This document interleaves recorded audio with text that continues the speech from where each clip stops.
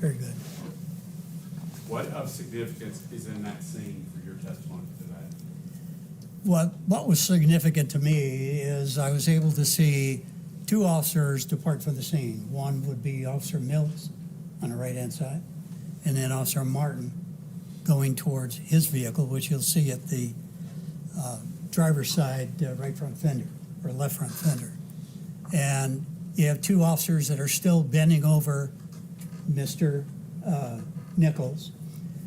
One is Officer Smith, the other one's Officer Payne. And then during that time frame that eclipsed, Officer Smith stood up, put his head up in the air, walked away from Mr. Nichols while Mr. Payne was still watching Mr. Nichols on the ground, and looked up in the direction of that particular stop sign, street sign, and remained there for a short period of time, went back to the position next to Officer Bean and actually placed his hands, paused for a minute, and then bent right back over to Mr. Nichols and began to try to do something to control him. To control who? Mr. Nichols. In that image that you had me stop on, are Mr. Nichols' hands secured? No, they're not. Is Mr. Nichols bladed? Bladed on one hip? Yes, he's on one side of his body, which would be the right side at this point. And is there any significance of a suspect blading his body? If so, what is that significance? Yeah, it is significant to me in terms of, I've seen it before with other suspects trying to control them. It's a position where it could be for an exit to get away from another officer. Is you position your body both for fighting as well as trying to get up off of that ground. And it'll become evident in other video frames of what I'm talking about. All right, I'm going to hit play at 20:34:05, and I believe you want me to stop at 20:34:19. 19, Right. correct.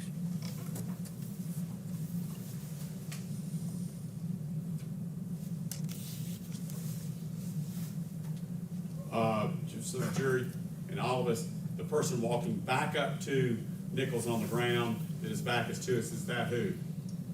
That's Officer Martin. All right, I'm sorry for stopping early.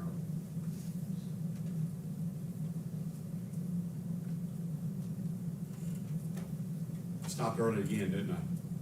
Yes, sir. What did Martin just do? But that's okay, we can do that. What did Martin just do? He just did a soccer-type kick to his upper part of his body. Can't see exactly where that landed, but in that direction. But my client, Justin Smith, can you see what he was doing while that was going on? Yes, he's still bending over Mr. Nichols at the time that the strike was made. Bending over, doing what? Well, I can't tell exactly what his hands are doing, but he's trying to control Mr. Nichols on the ground with his hands. Hitting play at 20:34:14. All right, stop. I went too far? That's fine. Okay. What is significant of where you had me stop? In addition to that, what you saw is the movement from Mr. Nichols. He went from his right side back to his back side, and then he'll flip over again over to his right side. And then you saw the positioning of Officer Martin. To me, that's pretty important because I watched him throughout this entire set of frames, is what he was doing and how he was moving as the officers were trying to control him. Him meaning Mr. Nichols. Based upon your expert analysis of video imaging, police tactics, Justin Smith, you see him there? I do. His legs are spread, he's over beyond 90 degrees. Would you agree with that? Yes, I would. Can he see? Is it even possible for him to see Emmett Martin from that spot? In my opinion, no. All right. Moving on from 20:34:21, I think you want me to stop at 20:34:50. Is that right? That's correct.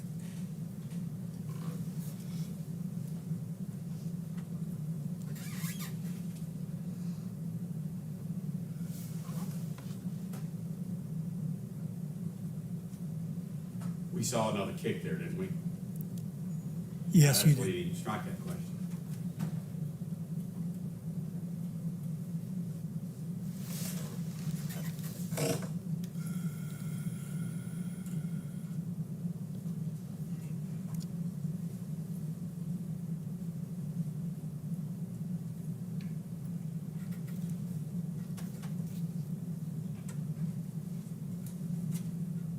Pause. All right. I did. It's okay. During that last snippet, for lack of a better word, you've had me stop at 20:34:52. What of significance, in your opinion? Like you said? Once again, it shows the continual movement by Mr. Nichols on the ground. And he wasn't passive at that point. He was continuing to resist. And I can tell what Officer Smith is doing. He's trying to grab his left hand and apply a handcuff to it. And I think it's either at this point or shortly thereafter, he manages to get one handcuff on that left wrist. So the record is clear. Who's he? He, again, meaning Mr. Justin. Nichols. And he, meaning Officer Smith. Okay, so again, so the record's clear. What police officer's got the handcuff trying to get it on Mr. Nichols' left arm? Justin Smith. And do we see that in this image? We do. I see it, yes. All right, I'm gonna hit play at 34:52, and I think you want me to stop at 35:19. Is that right? That's correct, sir.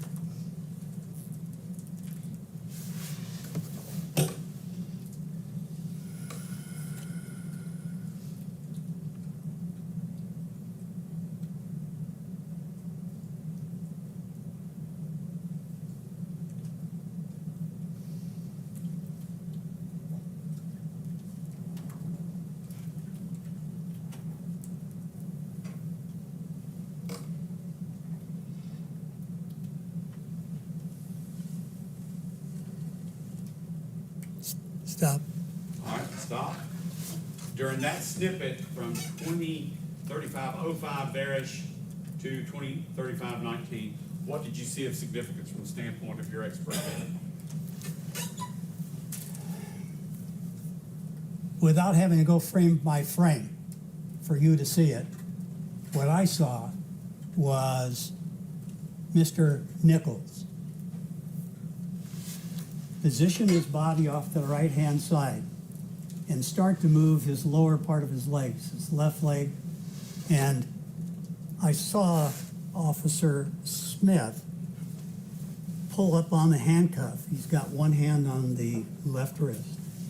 And he's trying to position the Who is body, he? excuse me, he's trying to position Mr. Who is he? If you use the word he, I please said identify the Officer person. Smith was trying to position TYRE Nichols into a forward motion onto the ground. And as he was trying to do that, you'll see a struggle where the arm will go back up again. That's Mr. Nichols pushing off in one direction against Officer Smith. And then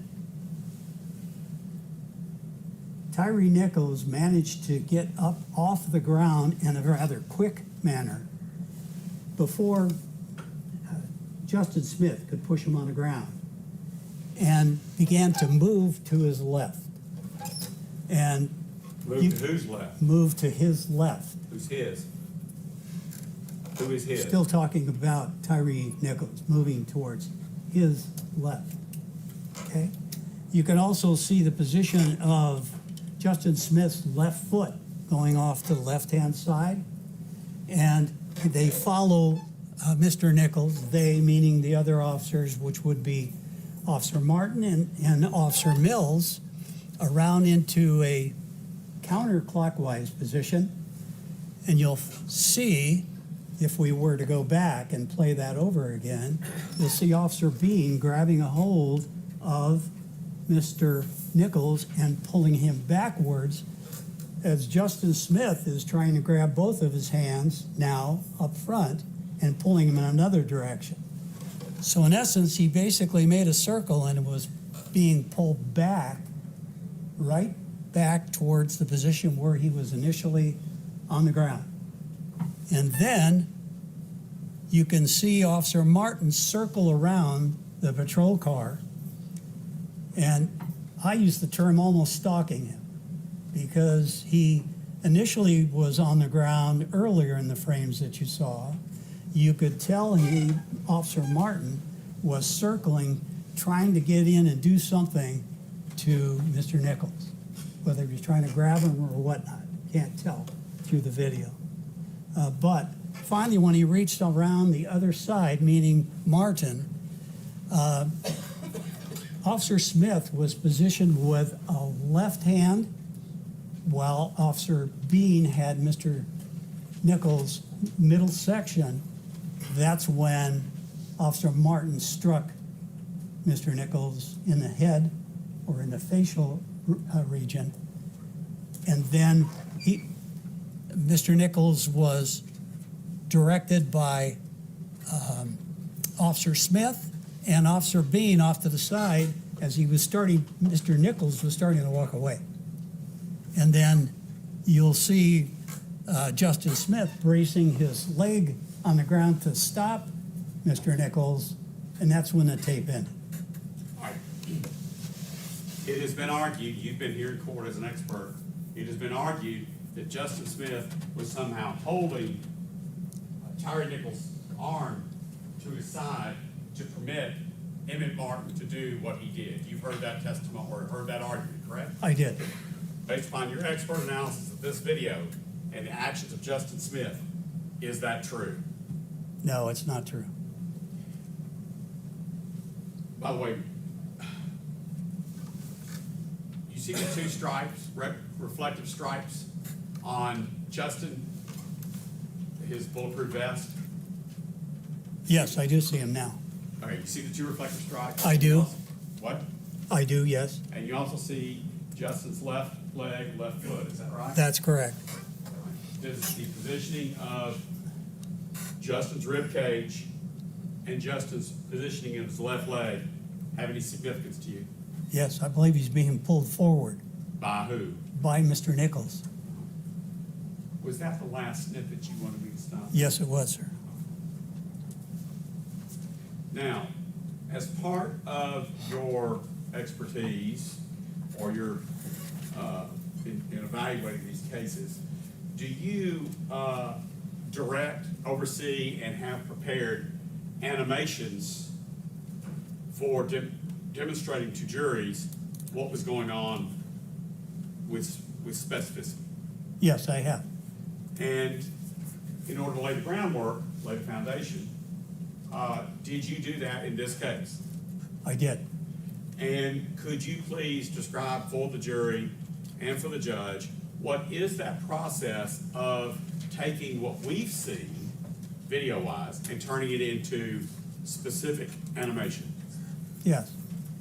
What we try to do in those animations is take the original footage, such as the poll cam footage that we just watched, and take it by frame and superimpose it over an animated figure, and then rotate that figure in the same direction that the officer was moving into. So it's not just the made-up figure without a baseline. The actual figure that we're inserting over the image is taken off of a frame of the body, either a body camera or off of the pole cam. So if we see a pink or a blue figure that we haven't seen before, are those figures overlaid over the actual images on the video? One on top of the other, yes, sir. All right. With your honor permission, I'd like to play. Would it be helpful for you to watch what you had prepared to explain your positions to the jury? Before we do, has the state seen this? Yeah. No, Your Honor. Okay, I don't want to argue with her. I want to go back and look for an email that I sent, but I'll be glad to take a break and show. Jury's out of courtroom. The animations or whatever you're intending to just make sure. I'm going to ask before every piece of evidence is published to the jury that to make sure that the opposing side has seen it. So if you all can just make sure that it's done before you present it, even if it's just confirming with the opposing party that they've seen it, so we don't have any issues. But we're going to go ahead and just stand at recess for lunch. Y'all Your Honor, may we approach briefly before we recess?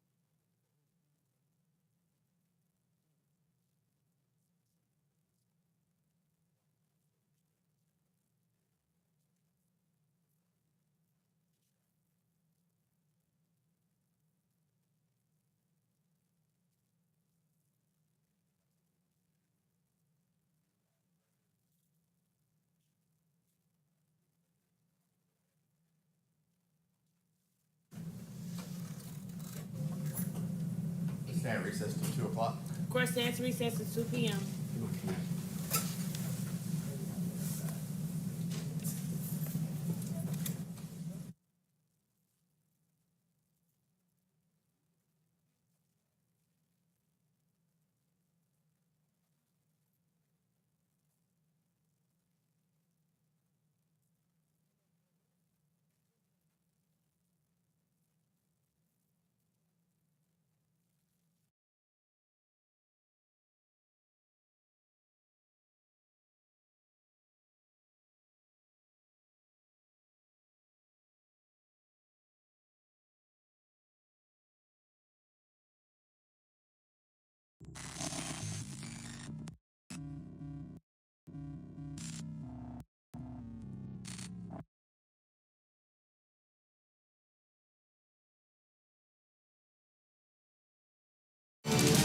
The news never stops, so we're taking you beyond the broadcast with ABC 24+. Continuing coverage of the issues that matter.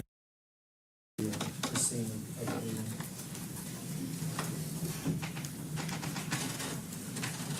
Mr. Mills, while he's asking you questions, I know you may be facing this direction, but if you can just make sure your voice is loud so that the jury can hear your answers. Yes, Your Honor.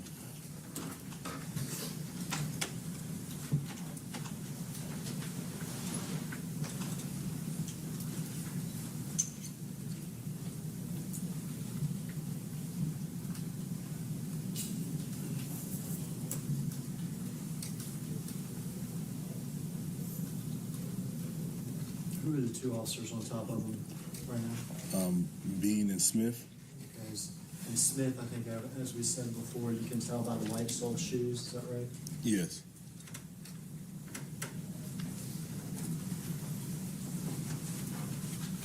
Who is this officer walking up? Martin.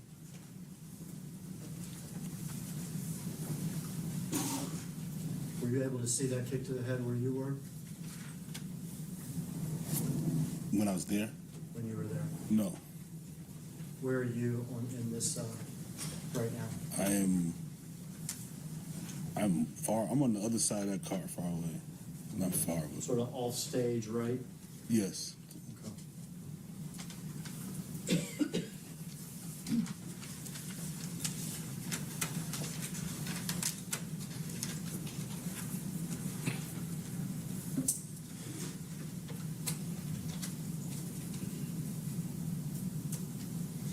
Were you able to see that second kick from the head from where you were that day?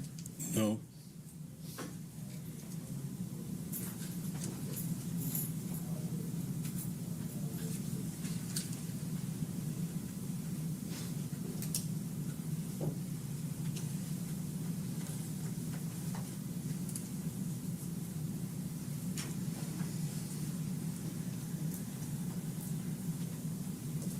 We go in order. It's Martin, Bean, and then Smith, right? Yes. Who is that? That's me. You see, if you something. We see you go like this. What are Yes. you doing? I just opened my baton. Okay, this is one of those collapsible type of times. Yes. So when you go like this, it extends. Yes.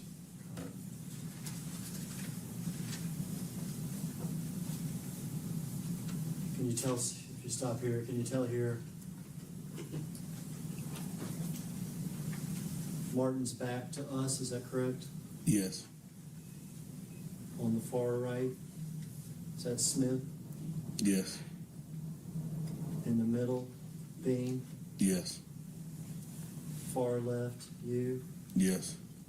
And Mr. Nichols, like you said, half on the ground? Yes.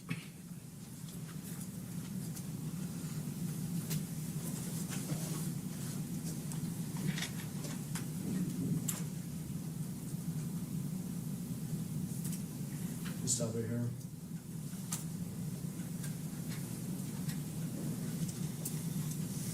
You're back to us, is that correct? Yes. Left with the shoes is Smith, Yes. on Tyree's left side. I can't see Tyree's left side, but I can see right here, left of You me. can see Smith. Yes. On the right Bean, is that correct? It- We can play it a little more. Yes, please. Okay, yes. Okay, so left side of Tyree Smith, right side Bing, and we stopped this mid punch by Emmett Martin. Is that correct? Yes.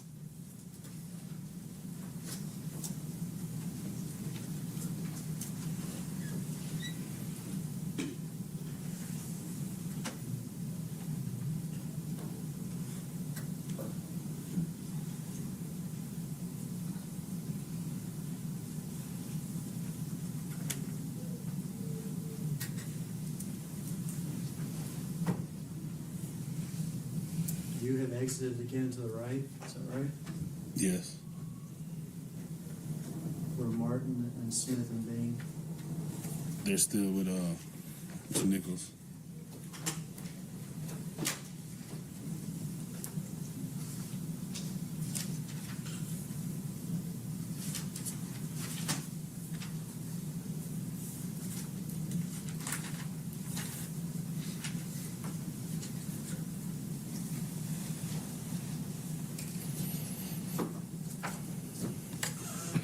Was this man running in? Oh, I don't know. Okay. The man that just kicked him, could you tell? That was a little blurry with the Haley. Okay. We'll see some body cams later, so if you can't tell who the first kick or the second kick was from, you can just say that. Okay. So we saw one man run in and kick him. Yes. Could you tell who that was? That was Haley. Okay. And we saw another man kick him after Haley did. Could you tell who that was? Martin.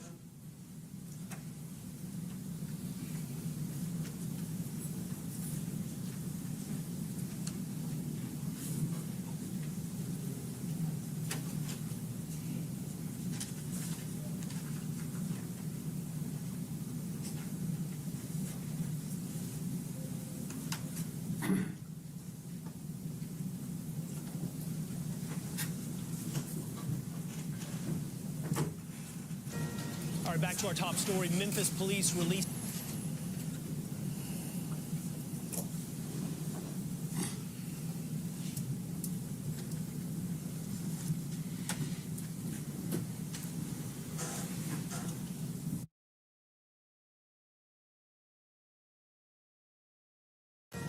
All right, back to our top story. Memphis police released the body camera video showing the brutal beating of TYRE Nichols. His mom describes her grief after the death of her son. I felt a lot of pain and discomfort in my stomach.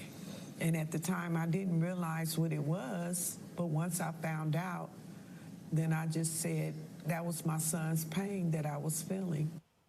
Here to react, the author of a brand new memoir, Straight Shooter, Stephen A. Smith. My friend, it's been a long time. It's been a long time, man. It's good to see you. Good to see you. You know, we were going to have you today to talk about Straight Shooter, and we can touch on it a bit later. But in the wake of this incident, in the wake of the video and the protest last night, you were no better guest to hear from this morning than Stephen A. Smith. It was an atrocity. There's no question about it. My heart goes out to TYRE Nichols' family, of course, him. He was tortured. He was beaten. And as far as I'm concerned, second-degree murder doesn't begin to touch on what these officers deserve.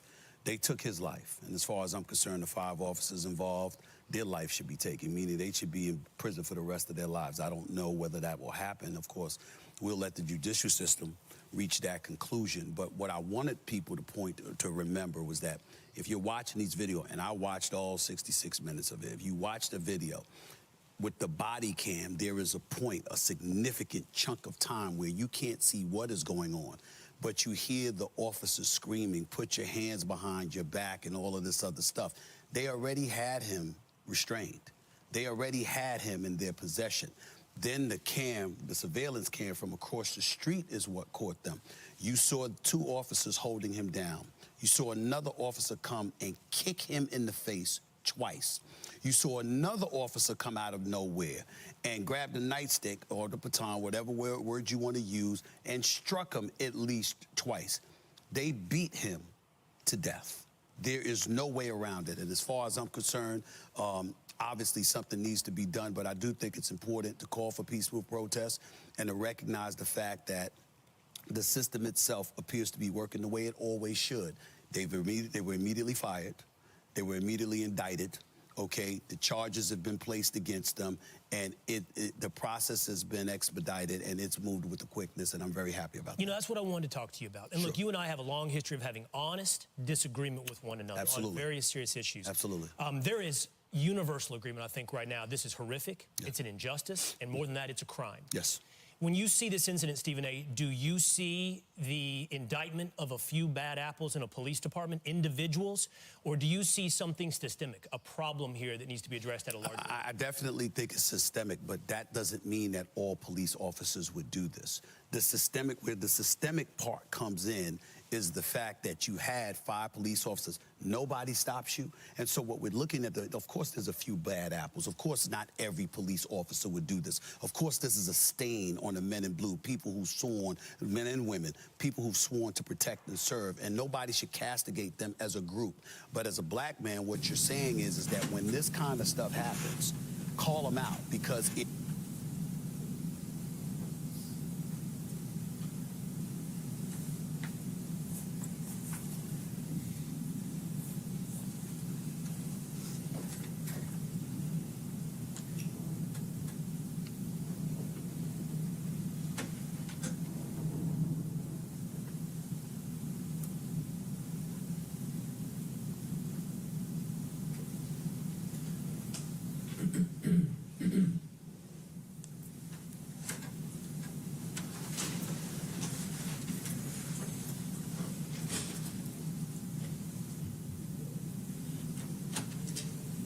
Who's this dragging him over to the car?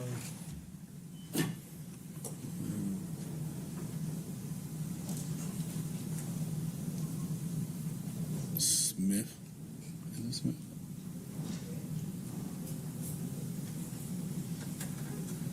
Yeah, Smith.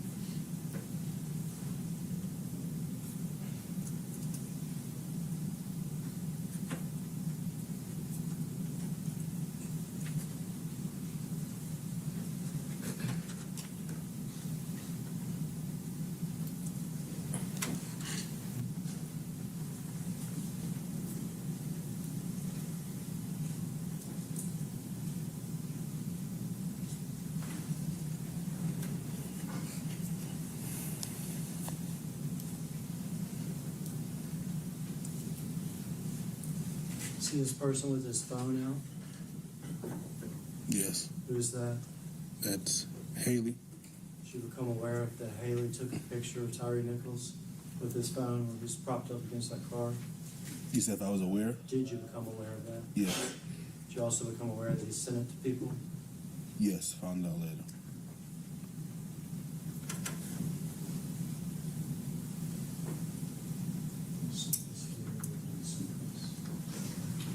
We'll stop this here at 2040, 38.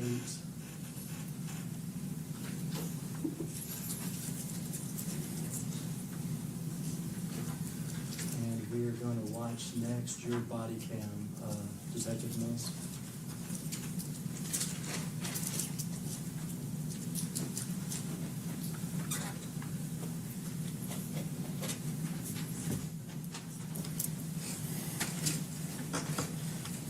gonna go through that period where the sound doesn't turn on for like a minute.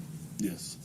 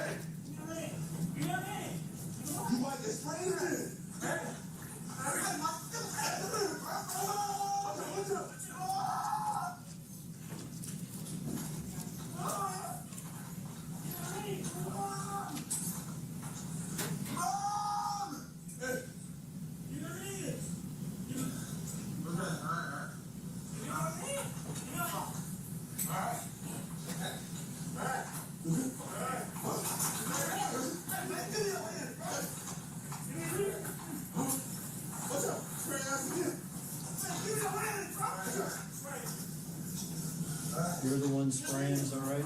Yes. Yes. You sprayed yourself at this point? Yes. What did we just see right there, Detective Mills? Did you see that? Nah. Can you rewind it? Or? Yeah, we rewind it for a second. Rewind it just a bit.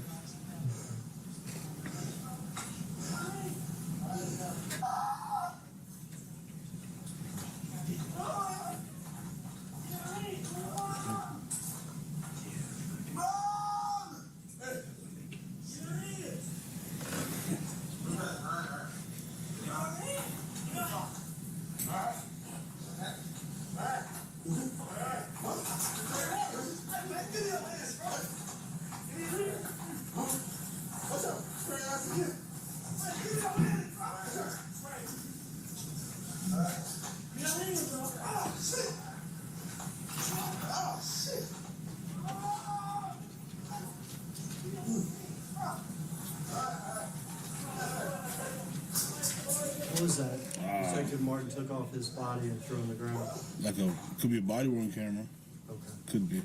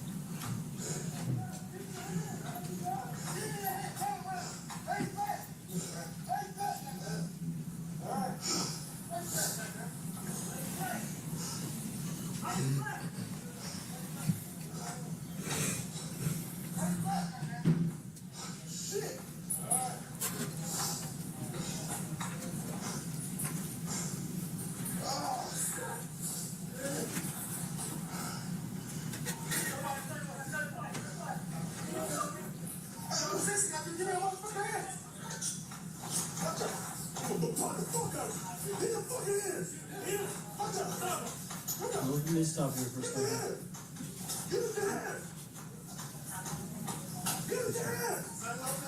Please stop.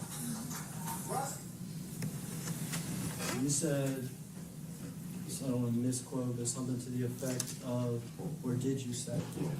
Your Honor, out of the rule of completeness, I'm going to ask that, because at this point, the narration, if we need to approach out, because it's going to be a slight speaking objection, but the video needs to play, and then he can come back and ask his questions, is how it's normally done. And right now, I would ask the court to allow him, to allow it to play to a certain point, and then come back, because it's not giving the video the weight of what it should be given, or the effect of what it should do.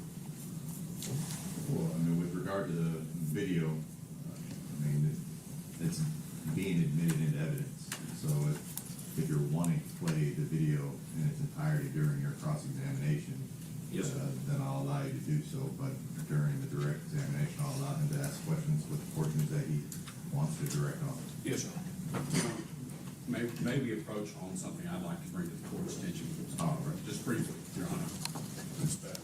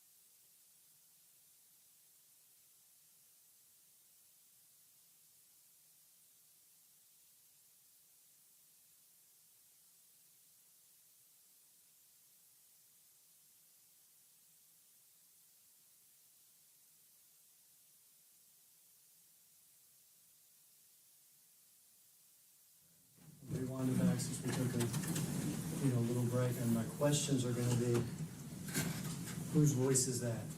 Okay? Okay.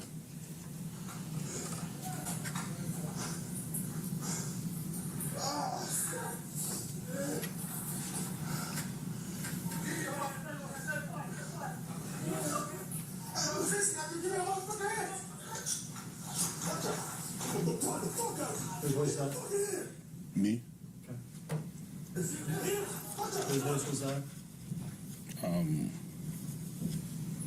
It's more than one. But got it. Okay. Whose voice was him? Your Honor. Can you replay it? Exactly what I addressed. That's inappropriate. I mean, Objection. if he knows who's saying Does Mr. Hagerman know or the witness? Because Well, that is Mr. an Hagerman is who just testified. well, then I guess the question is, or the objection, is the objection to a leading question, or is the objection to what? Objection. Leading. Suggesting an answer. Ask him who? So you can ask if he has knowledge of who made the statement. If he says that he has knowledge of who made the statement, I'm sorry, Your Honor. The records will reflect that out of Mr. Hagerman's mouth came the word hitting. That's what my objection is to. all right, if you can rephrase your question. We can rewind it. Yeah, my question is, who says that? Okay.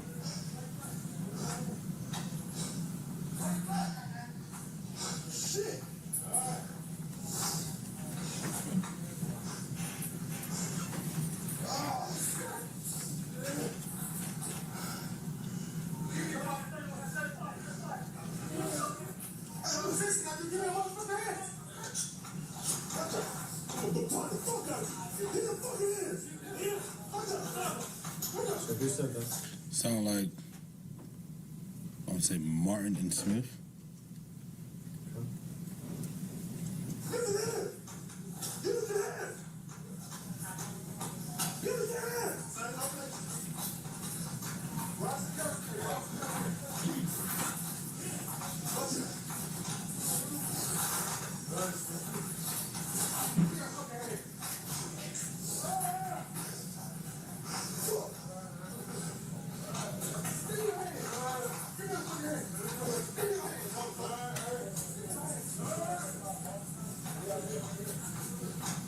Ross and Castleton.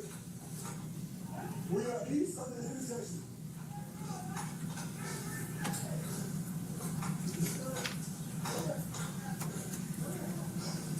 Who said the location? That was me.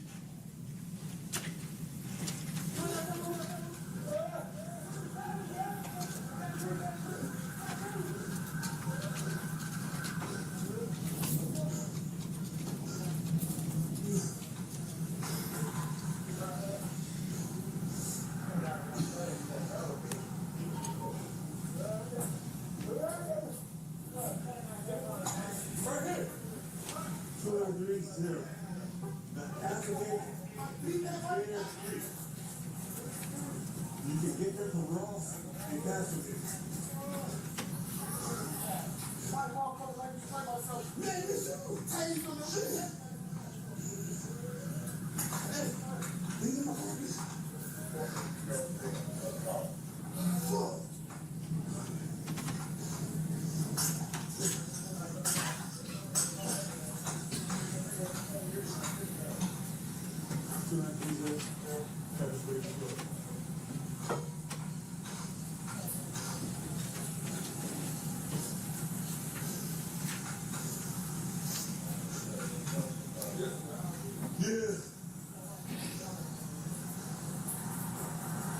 Let me get my car quick.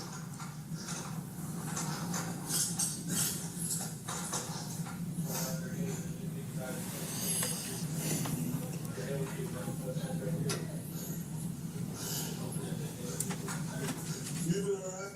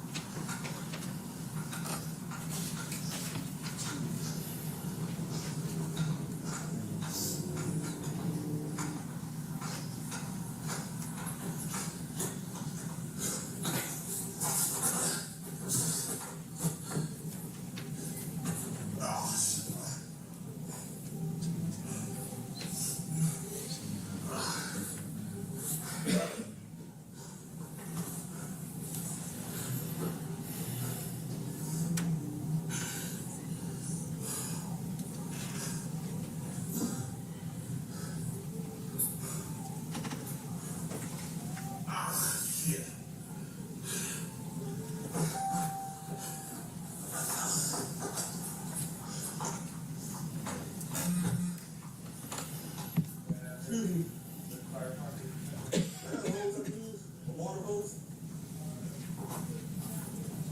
Oh, okay. No problem.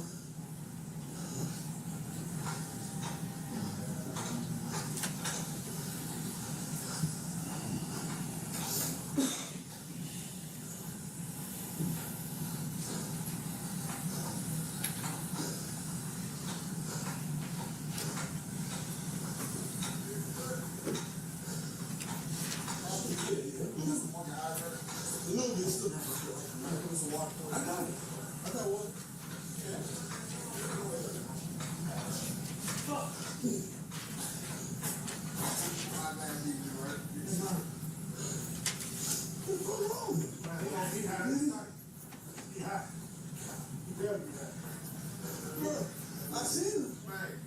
When he turned around, I said, look, he snatched him off the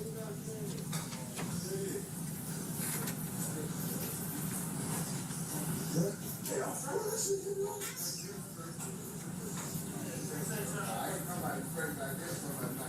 Yeah, I'm good. He said this. What? Y'all want me to bring him down? Hell no. Bring him down here. Bring him down there. Oh, hell no.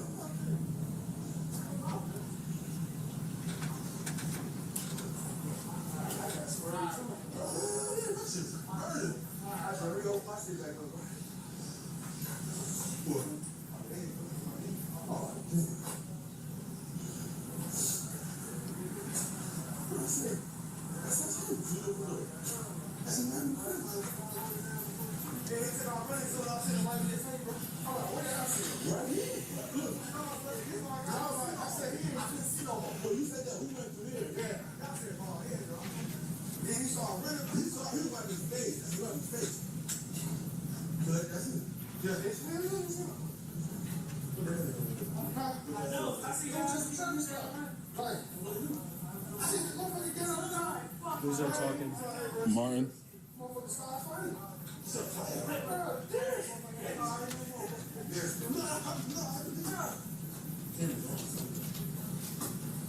Hey,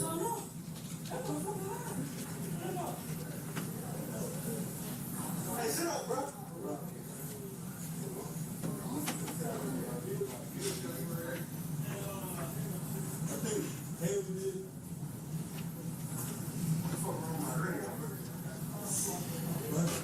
Who's that? That's Bean.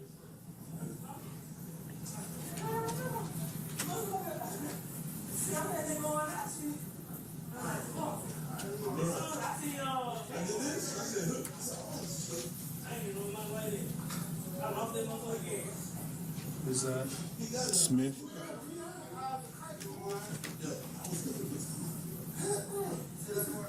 Who are those people attending to Mr. Michaels? That's paramedics.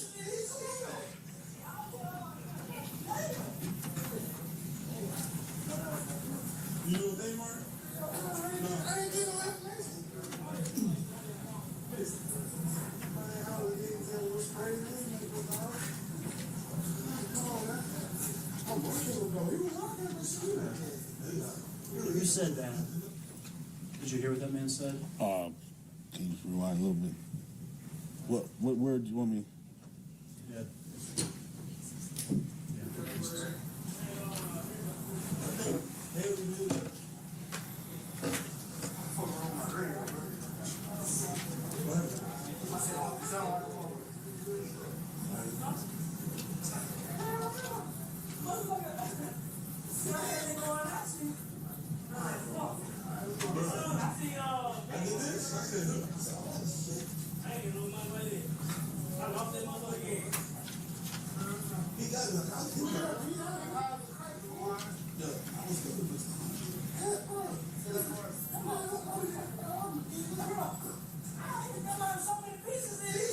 All right, right there. Who says that? Smith. What does that mean? He was punching him. What did he call it? He said pieces, some pieces. What does pieces mean? Meaning a lot of punches, more than one punch. Okay.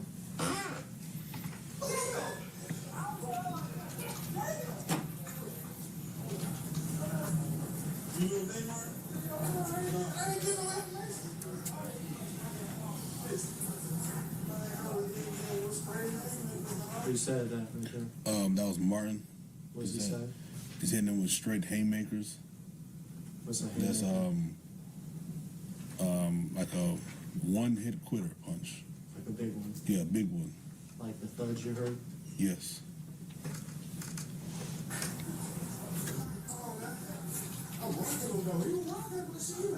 Who says that? Martin. What does he say? He said he was rocking him. What does he mean by rocking him? Punching him with the haymakers.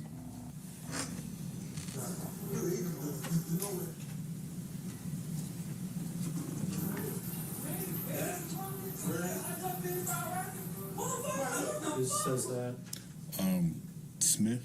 What was he saying? He said I jumped in, started rocking him.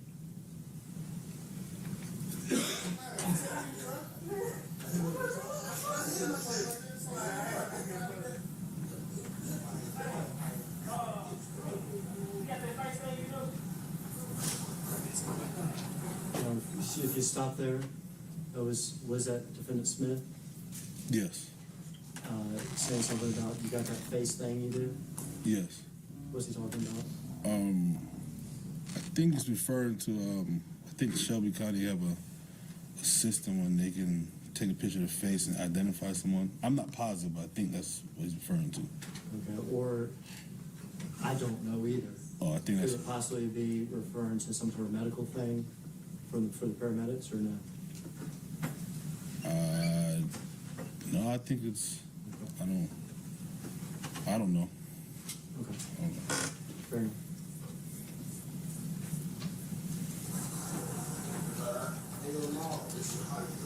Who is that? Lieutenant Smith.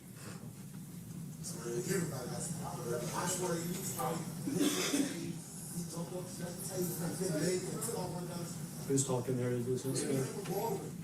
That's Haley. Who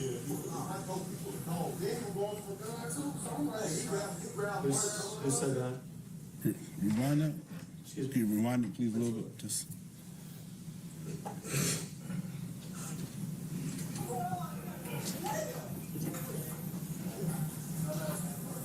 know what they were?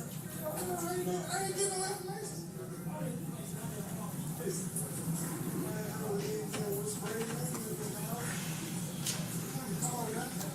I'm rocking him though. He was rocking the shit up there.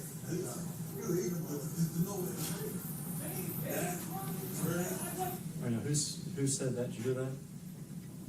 Which Bean was rocking? that was Smith. Your Honor, it's ask and answer. His narration is going over and over. And I don't have an issue with the question. We're gonna play the video as well, but he's narrating, trying to get to he's leading him to the answers that he wants out of him. The witness has indicated an answer to all these questions twice now. Actually, it wasn't asked. I have a list. Specifically, Your Honor, the caption, the word said was about haymakers, and then what looks like to be being said, he's eating them. That's the third time we've watched in the last 45 seconds. I don't know how they're rewinding it so fast, but if one didn't know better, we would actually think this is just one big, long conversation. So it goes to the ask and answer objection. I've heard the same clip 3 times now in the last 45 seconds. I mean, if we're going over new information, I'll allow you to go over new information, but if we can just make sure we're going over new information. It was a witness that wanted to answer the question.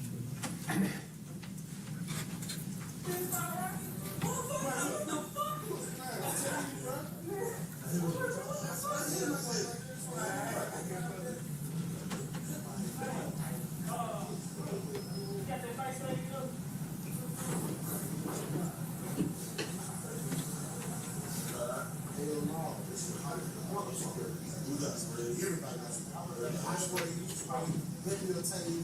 He jumped up to the table and kept laying and took on one down. They didn't even go over. I told people, no, they ain't gonna go over for a gun too. So I'm like, That was Haley.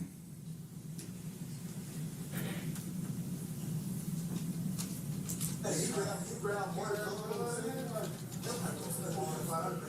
right.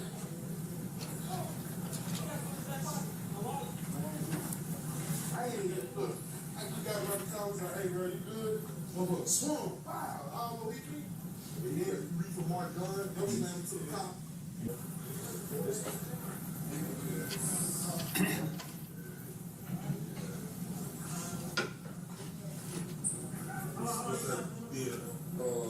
125-60-8752. It's how?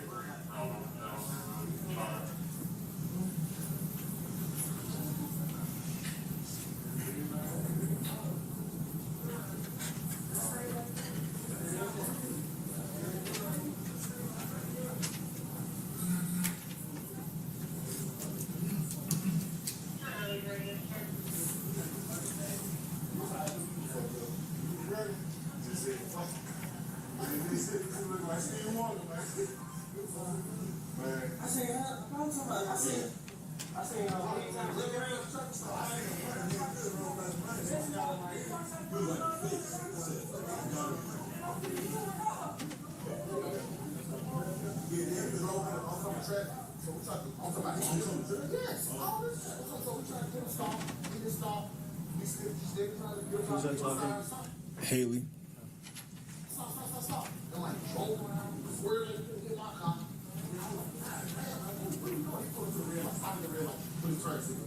So we jump out the car.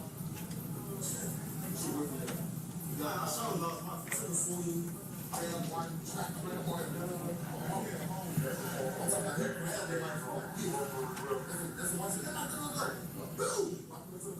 Who's that talking? Haley. Judge, I'm just thinking about the record in the future.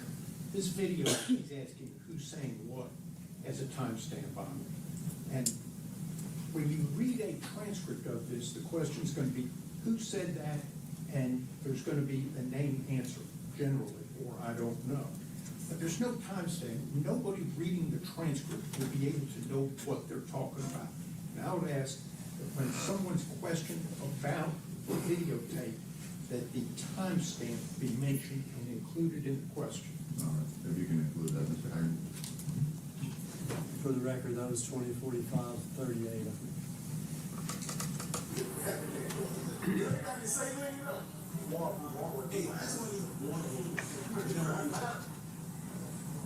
Hey, I'm asked. You said water hose? Ma'am? Excuse me, do you have a water hose I can use? It's connected, right? Okay. Hey, they got a water hose, right? Yeah, Jesus. I got it now, my kids were like, the house is lit up, what about their house everywhere? He the guy driving oncoming traffic, we stopped and we got up, started fighting. Yes, ma'am, we chase him all the down there.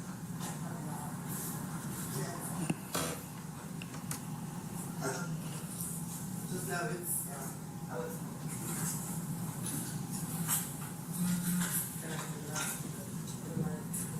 Wow.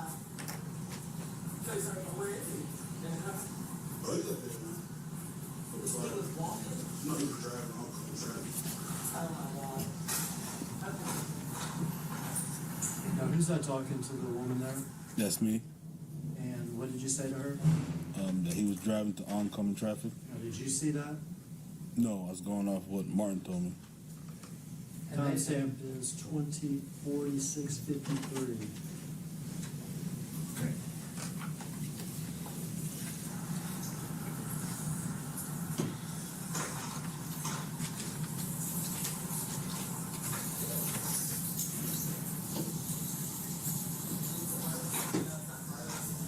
Oh, yeah, right? Is the title somewhere? It's probably right there by me.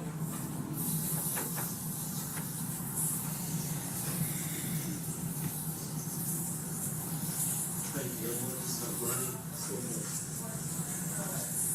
No, we citywide.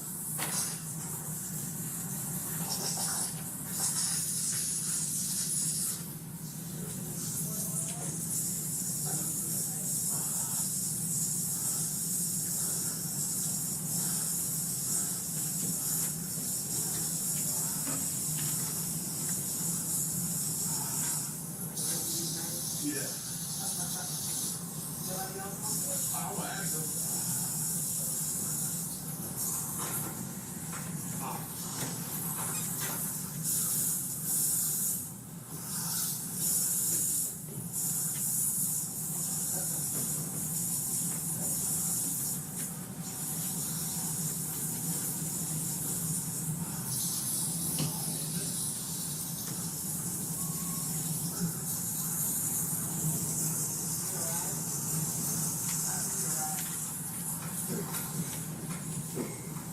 Hey, Martin.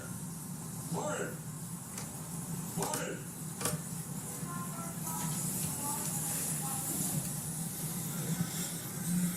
Okay.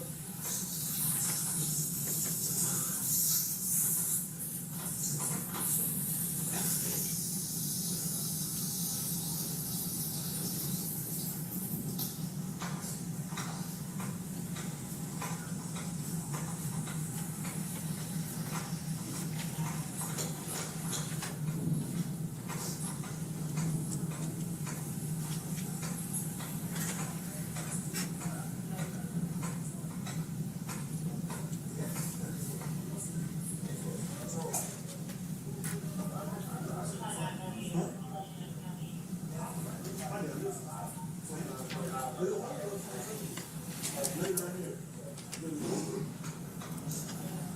My friend lady.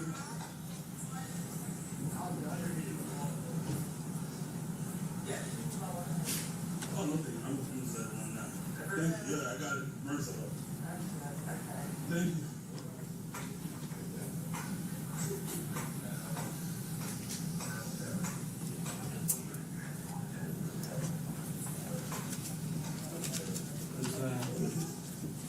That's Martin. What's the timestamp on it? 2049-51 or 2.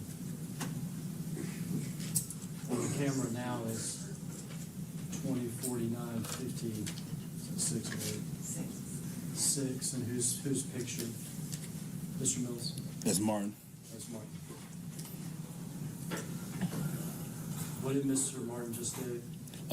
He signaled to me to take off my camera, come talk to him. What was that signal?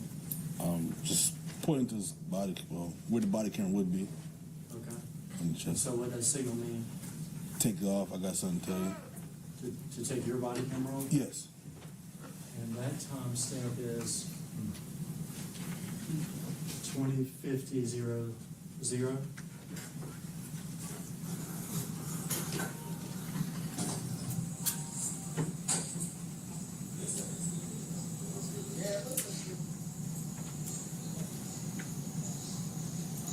What did he tell you, Mr. Mills?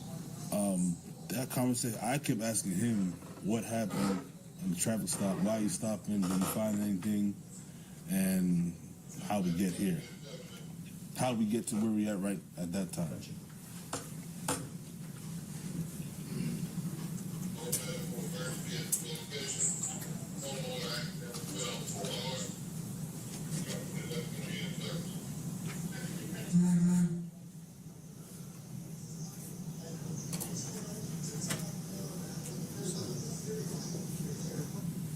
Did he ever explain to you how they got there in terms of him hitting Tyree?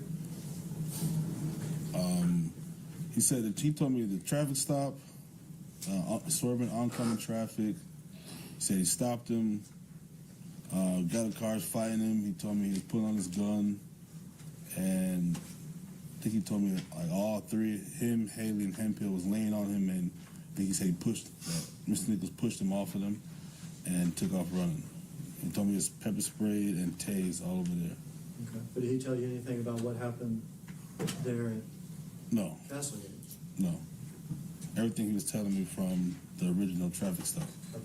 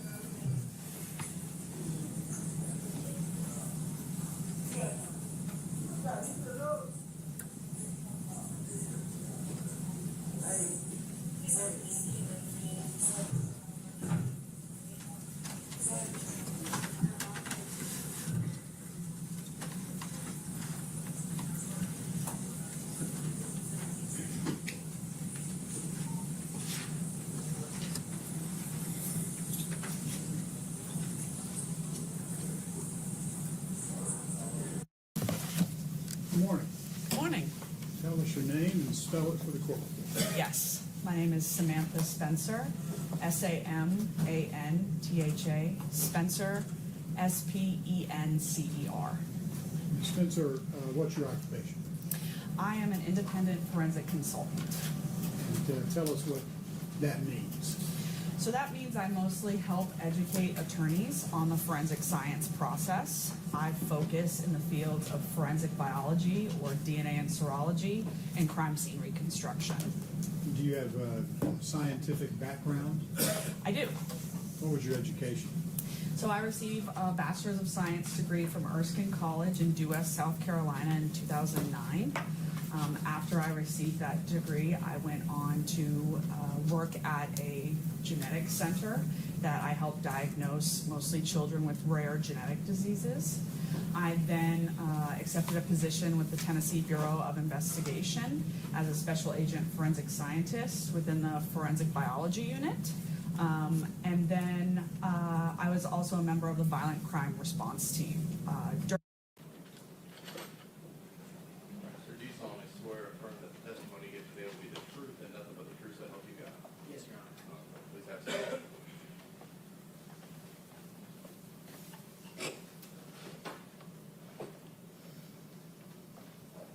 Would you state and spell your first and last name for the record? My name is Robert Long, ROBERT LONG. And Mr. Long, am I correct that you are here pursuant to subpoena? Yes, sir. And when were you employed on January 7th, 2023? Memphis Fire Department. And what was your position with the fire department on that day? Firefighter EMT. And what engine were you driving on January 7th, 2023? Engine 55. Did you on engine 55 respond to a call at Ross and Reynolds that Yes. week? I apologize. I'm going to play a portion of a clip from a video that will be marked into evidence. And I am going to stop it at one point and ask if you recognize yourself.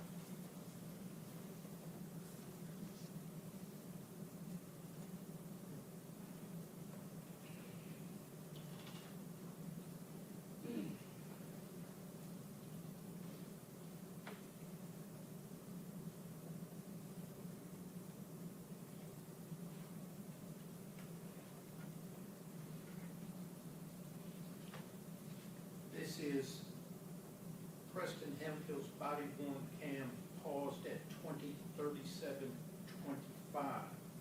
Do you recognize yourself in that clip, Mr. Long? Yes, sir, I do. I have the Memphis Fire pullover on with the radio strap on. And that's pretty much the center of the screen. Yes, sir. And that is you responding as an EMT to a call at the intersection of Ross and Reynolds, January 7th, 2023, correct? Yes, sir. And to your left on the screen there, can you identify that person? Stopped at a bad spot. Should I try again? No, sir. That's on the far left side of the screen, halfway cut off. That's advanced EMT, Jamichael Sandridge. And he responded with you that night, correct? Yes, sir. And was the person you were called out to treat at Ross and Reynolds at that time? Yes, sir. That was we were called out for Officer Hemphill. Okay. And did you learn that there was somebody else that needed to be treated? Yes, sir. On that scene. Okay. You learned that somebody else needed to be treated while you were at that scene at Ross and Reynolds, correct? Yes, sir. Okay. And that was, the person that needed to be treated was a suspect, correct? Yes, sir. And was he at Ross and Reynolds? No, sir. Where was he? We were told later in the video, or if it was play on, that he was at a different location of a Castlegate lane. Okay. And did Engine 55 go to that location? Yes, sir. Okay. And when you got there, was Castlegate lane blocked by several police cars, parked police cars? Yes, sir. Where did Engine 55 park? We parked at the intersection of Castlegate and Ross, about a block away. Okay. And what did you do next? my advanced EMT informed me to grab our blue bag, and we dismounted from the engine, and we moved up to I think it was Castle Gate and Bear Creek, that intersection that he was at. So we dismounted and took our equipment up there. What equipment did you take? You just mentioned a blue bag. My advanced EMT partner grabbed the cardiac monitor, which is a heart monitor that's above me. I'm not too sure on the specifics of it. And then I grabbed the blue bag, which is our bandaging equipment and some medications that are in there. It's the trauma treatment equipment, correct? Yes, sir. Going to play another portion of a video from Desmond Mills's body-worn camera. I'll stop it and ask you to identify yourself if you can.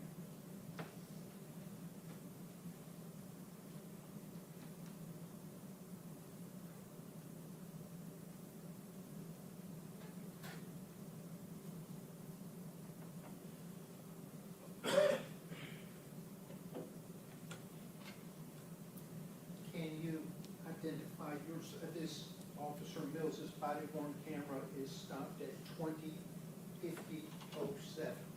Can you identify yourself? Yes, sir. I'm just a little bit offset from center. I am looking down, standing next to the patrol car. Okay, and although not visible from this clip, the suspect that you're there to treat is seated up against that police car, correct? Yes, sir. Our patient was. Patient. And who is to the left of you with the yellow shoulder patch in this and cap? That is my advanced EMT partner. And his name? His name is Jamichael Sandridge. Okay. Now,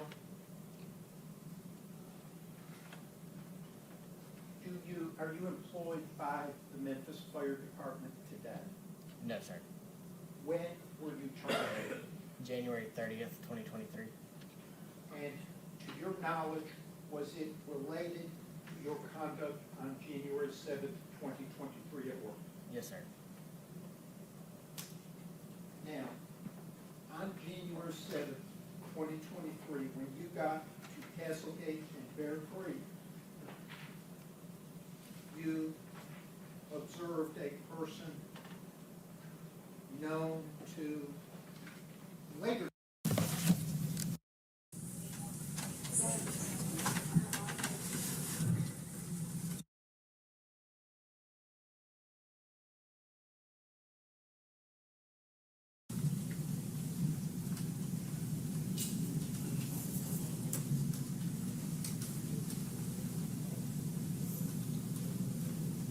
Who are the two officers on top of them right now? Bean and Smith. Okay, and Smith, I think, as we said before, you can tell by the white soled shoes, is that right? Yes.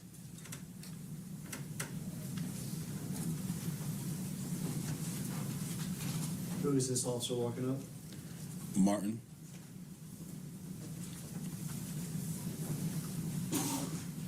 Were you able to see that kick to the head where you were? When I was there? When you were there? No. Where are you in this right now? I'm far. I'm on the other side of that car, far away. Not far. But Sort of off stage, right? yes.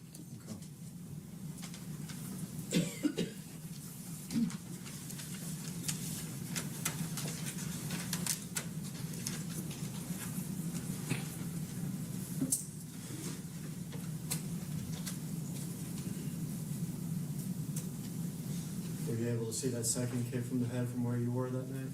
No.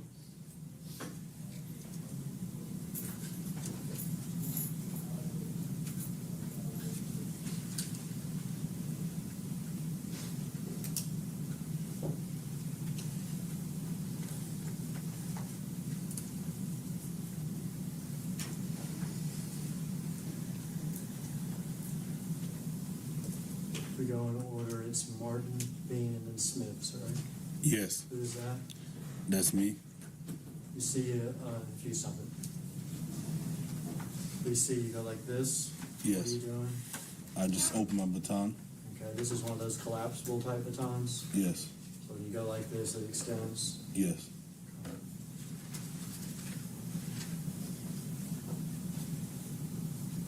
Can you tell, if you stop here, can you tell here? Martin's back to us, is that correct? Yes, On the far right, is that Smith? yes, In the middle, Bean? yes, Far left, you? yes, And Mr. Nichols, like you said, half on the ground? yes.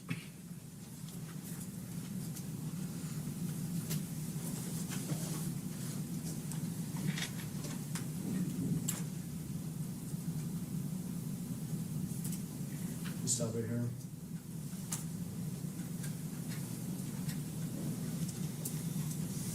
You're back to us, is that correct? Yes, Left with the shoes is Smith, yes. on Tyree's left side. I can't see Tyree's left side, but I can see right here, left of You me. can see Smith. Yes, On the right, Bean, is that correct? We can play it a little more. yes, please. Okay, yes, Okay, so left side of Tyree, Smith, right side Bean, and we stop this mid punch by Evan Martin. Is that correct? yes.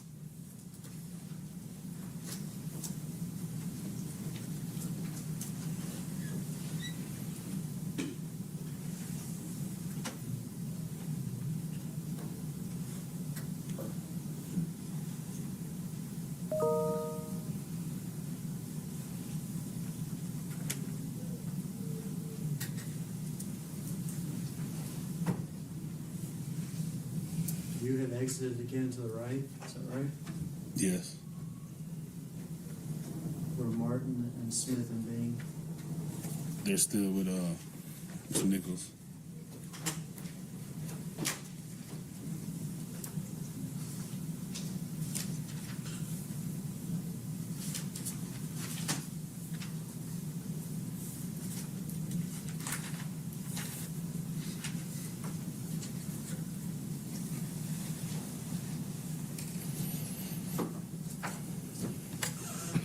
Who's this man running in?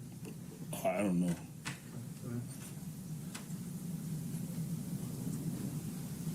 The man that just kicked him, could you tell? That was a little blurry with Haley. Okay. We'll see some body cams later, so if you can't tell who the first kick or the second kick was from, you can just say that. Okay. So we saw one man run in and kick him. Yes. Could you tell who that was? That was Haley. Okay. And we saw another man kick him after Haley did. Could you tell who that was? Martin.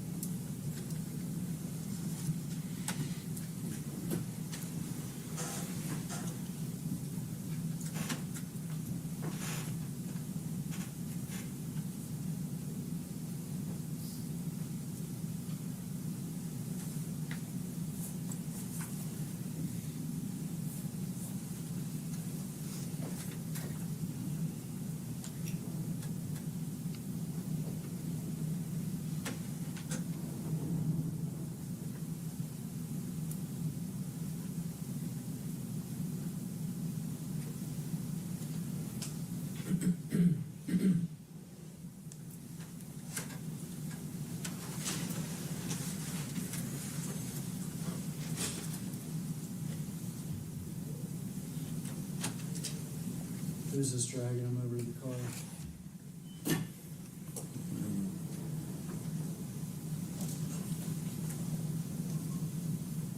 Smith. Is it Smith?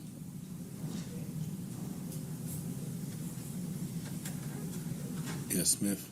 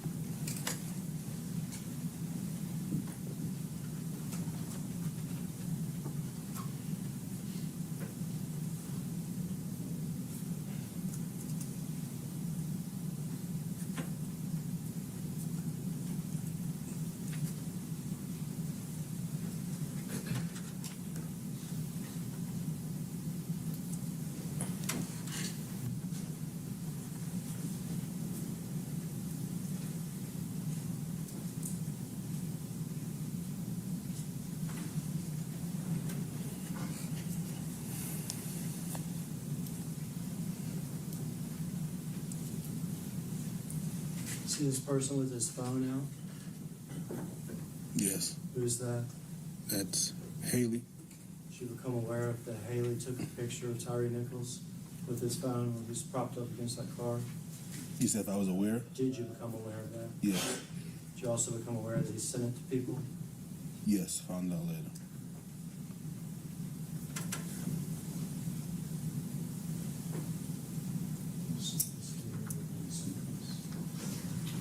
We'll stop this here at 2040, 38.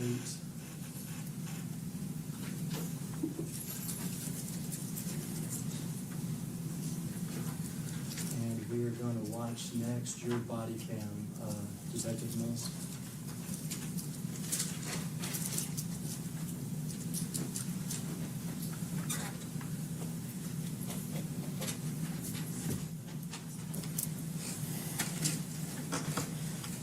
Going to go through that period where the sound doesn't turn on for like a minute. Yes.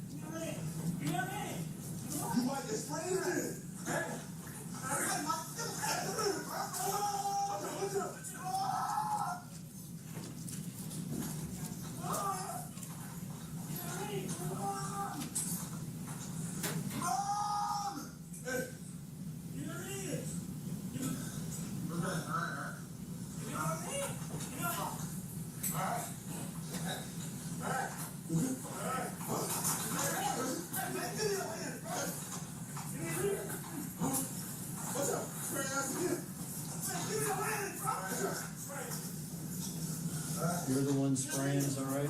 Yes. Yes. You sprayed yourself at this point? Yes. What did we just see right there, Detective Mills? Did you see that? Nah. Can you rewind it or? Yeah, we rewind it for a second. Rewind it just a bit.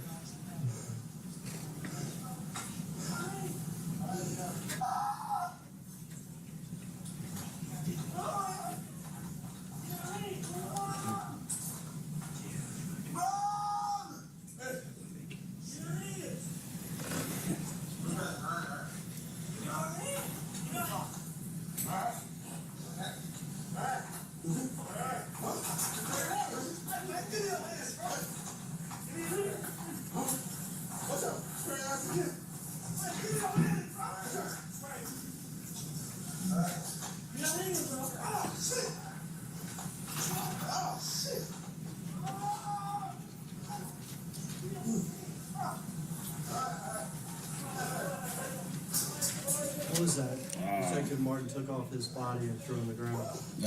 Could be a body worn camera. Okay. Could be.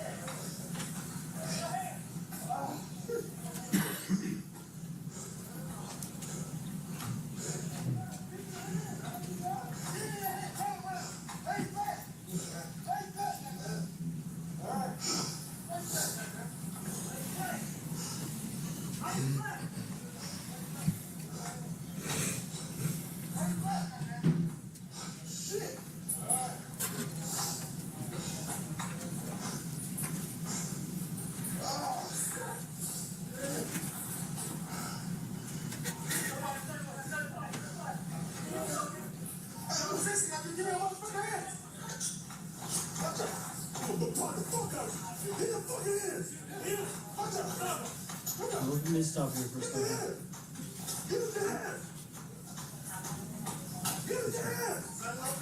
Please stop. You said, I don't want to misquote, but something to the effect of, where did you say? Your Honor, out of the rule of completeness, I'm gonna ask that, but because at this point, the narration, if we need to approach out, because it's gonna be a slight speaking objection, but the video needs to play, and then he can come back and ask his questions, is how it's normally done, and right now, I would ask the court to allow him, to allow it to play to a certain point, and then come back, because it's not giving the video the weight of what it should be given, or the effect of what it should do. Well, with regard to the video, it's being admitted into evidence. So if you're wanting to play the video in its entirety during your cross-examination, yes, then I'll allow you to do so. But during the direct examination, I'll allow him to ask questions with portions that he wants to direct on. Yes, sir. Maybe approach on something I'd like to bring to the court's attention. All right. Just briefly, Your Honor.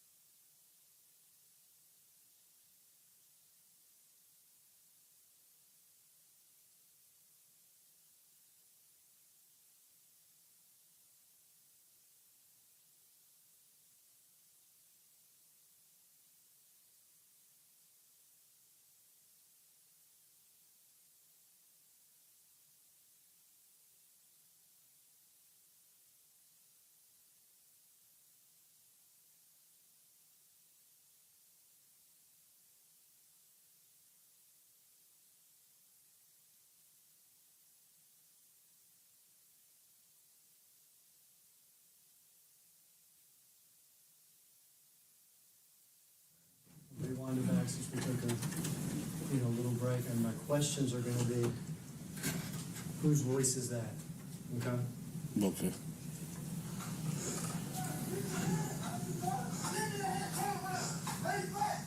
That voice? Whose voice is that? Martin. Okay.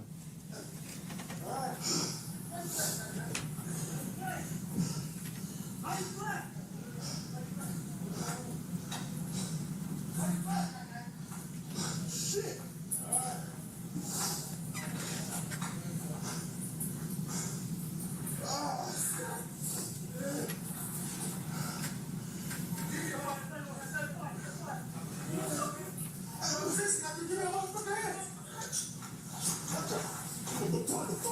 Whose voice is that?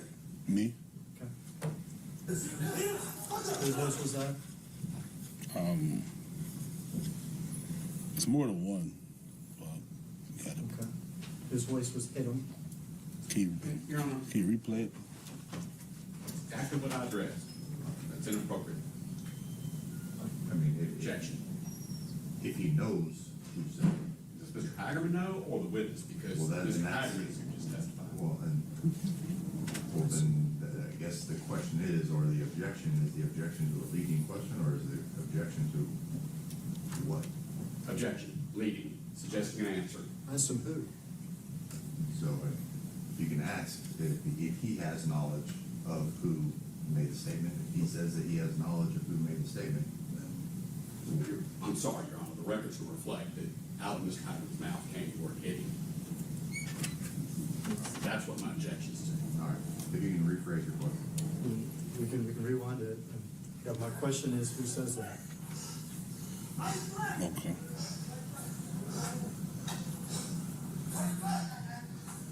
Shit!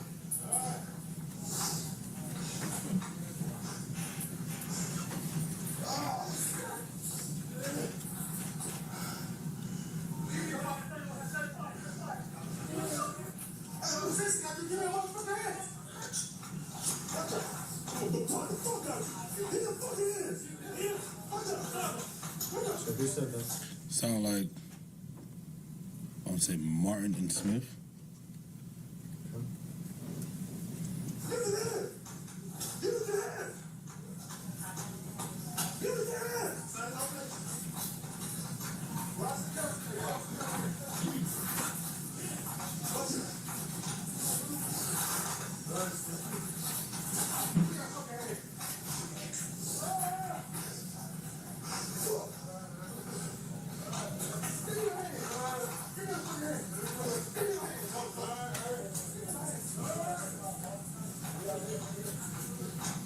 Ross and Castleton.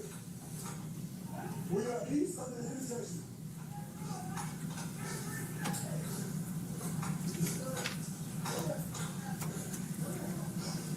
Who said the location? That was me.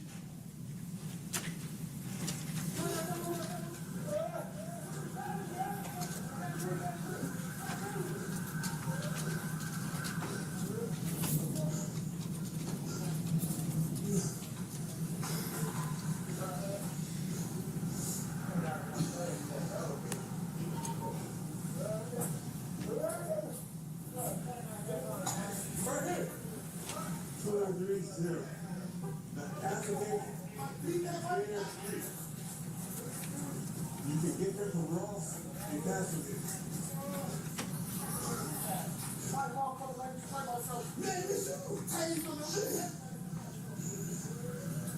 Hey, these are my homies. Fuck.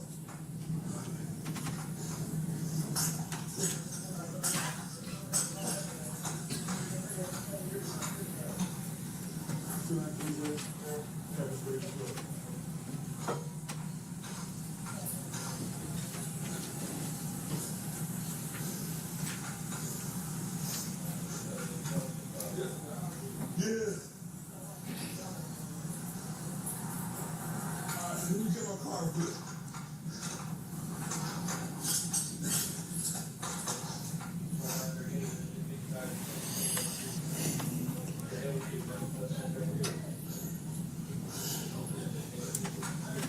You been all right?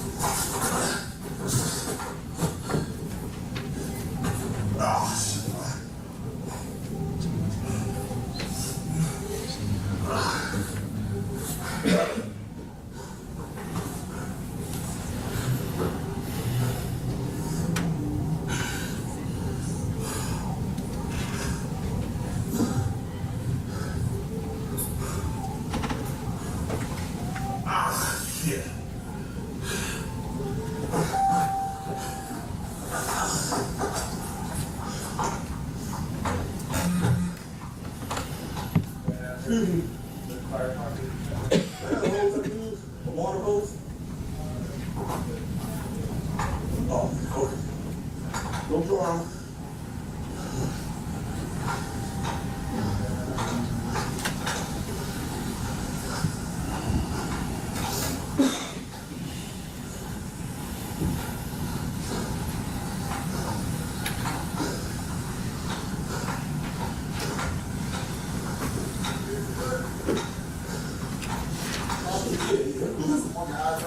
A little bit still. I got it. I got one.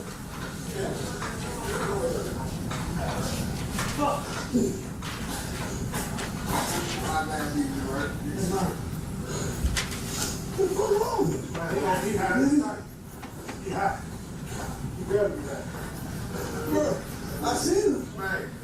When he turned around, I seen him. I said, look, he took his mind, snatched him off with the goddamn.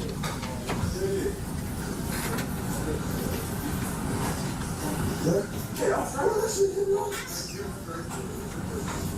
I ain't come out and break like this from my hand. Yeah, I'm good. That's my first. He said this. What? Y'all want him to bring him down? Hell no. Bring him over down here. Bring him down there. Oh, hell no.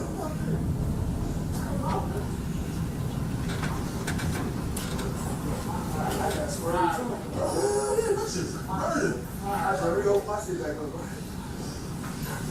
What? Oh, damn. I said, that's how good. That's nothing good. Yeah, he said, I'm running, so I'm sitting right here. I'm like, where did I sit? Right here. Look. I said, he ain't just sit over. Well, you said that. We went through there. Yeah. Y'all said, oh, here you go. Then he saw running. He saw him right in his face. He right in his face. But that's it. Yeah, it's I know. I see y'all just trying to stop. Right. I see the motherfucker get on the time. Who's that talking? Martin. Motherfucker start fighting. I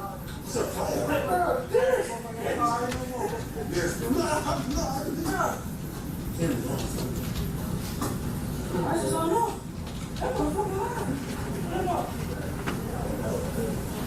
Hey, sit up, bro.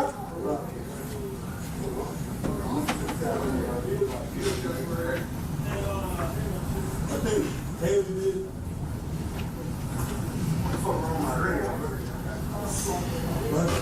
Who's that? That's Bean.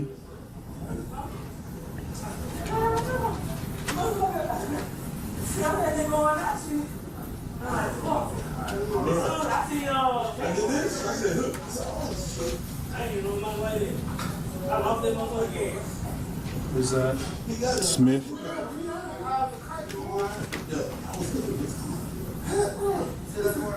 Who are those people attending to Mr. Nichols? That's the paramedics.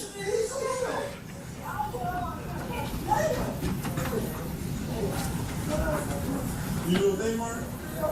No. I ain't getting no information.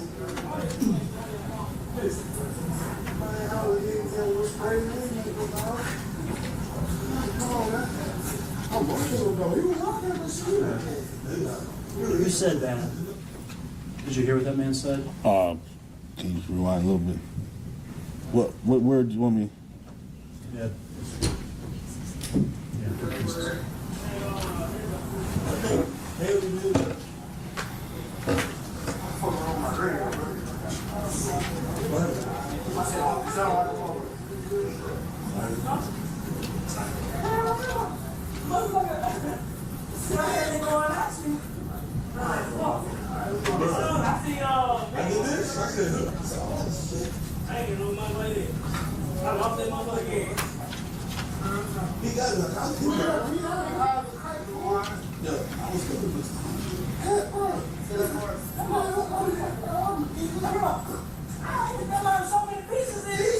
All right, right there. Who says that? Smith.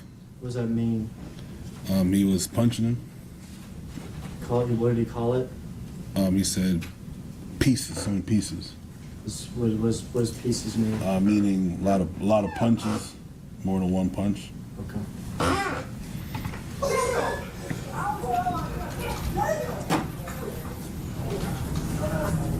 You know what they were?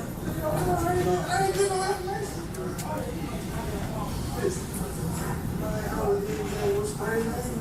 Who said that right there? That was Martin. What did he say? He's hitting them with straight haymakers. What's a That's haymaker? like a one-hit quitter punch. Like a big one? Yeah, big one. Like the thuds you heard? Yes.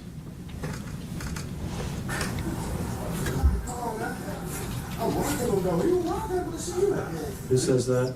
Martin. What does he say? He said he was rocking him. What does he mean by rocking? Punching him with the haymakers.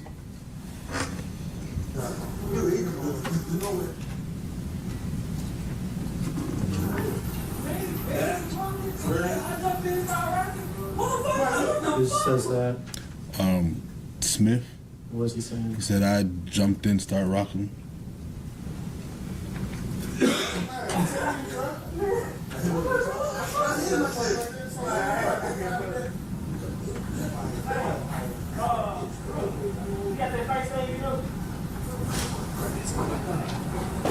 If you stop there, was that Defendant Smith? Yes. Saying something about you got that face thing you do? Yes. What's he talking about? I think he's referring to, I think Shelby County have a system when they can take a picture of the face and identify someone. I'm not positive, but I think that's what he's referring to. Okay, or I don't know either. Oh, I think Could that's, it possibly be referring to some sort of medical thing for the paramedics or no? no, I think it's, I don't know. Okay. I don't know. Fair enough.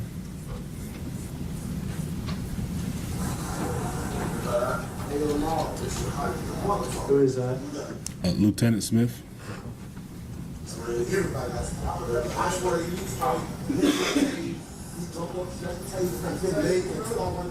Who's talking there to Lieutenant Smith? That's Haley. Who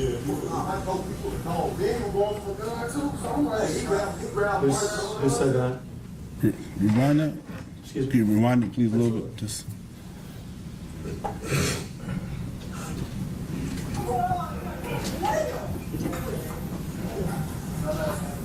You know they Mark? I ain't getting no information.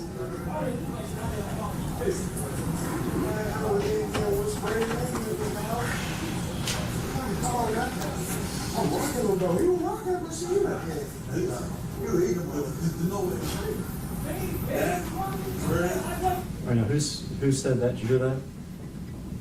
Which Dean was rocking. that was Smith. Your Honor, it's ask and answer. His narration is going over and over. And I don't have an issue with the question. We're gonna play the video as well, but he's narrating, trying to get to he's leading him to the answers that he wants out of him. The witness has indicated an answer to all these questions twice now. Actually, wasn't asked out of the list. Out of the list. Specifically, Your Honor, the caption, the word said it was about haymakers, and in what looks like to be being said he's eating them. That's the third time we've watched it in the last 45 seconds. I don't know how they're rewinding it so fast, but if one didn't know better, we would actually think this is just one big long conversation. So it goes to the ask and answer objection. I've heard the same clip 3 times now in the last 45 seconds. I mean, if we're going over new information, I'll allow you to go over new information, but if we can just make sure we're going over new information. It was the witness who wanted to answer the question.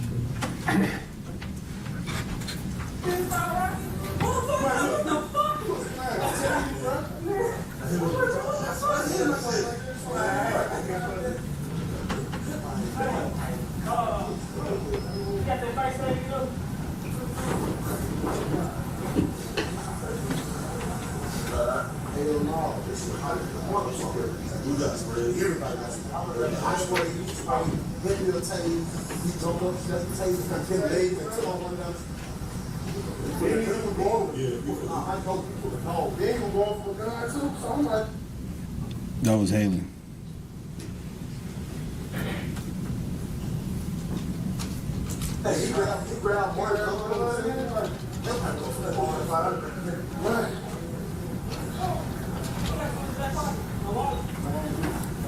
I ain't even, look, I just got my time, I was like, hey, bro, you good? Motherfucker, swung, wow, I don't know what he did. And then you reach for my gun, double slam to the cop. And who just said that? The swung and hit me part? Yeah. That was Martin.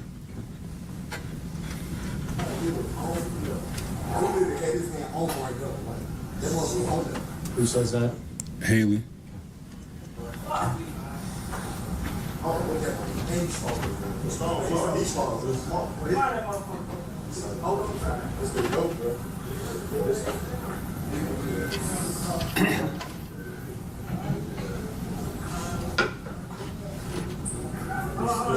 Yeah. 125-60-8752. It's hot.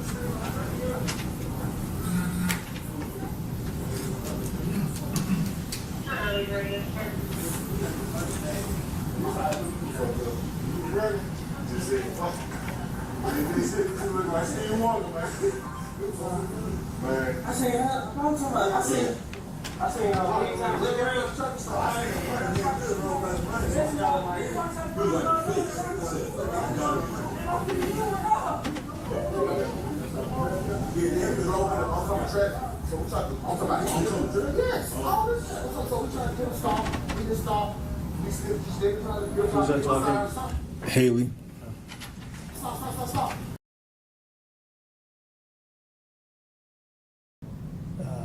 Left arm of Mr. Nichols, and he's tried to get it behind his back, and he can't. And I can surely demonstrate to anybody that if I don't want you to put my arm behind my back, you're not going to do it. Going forward,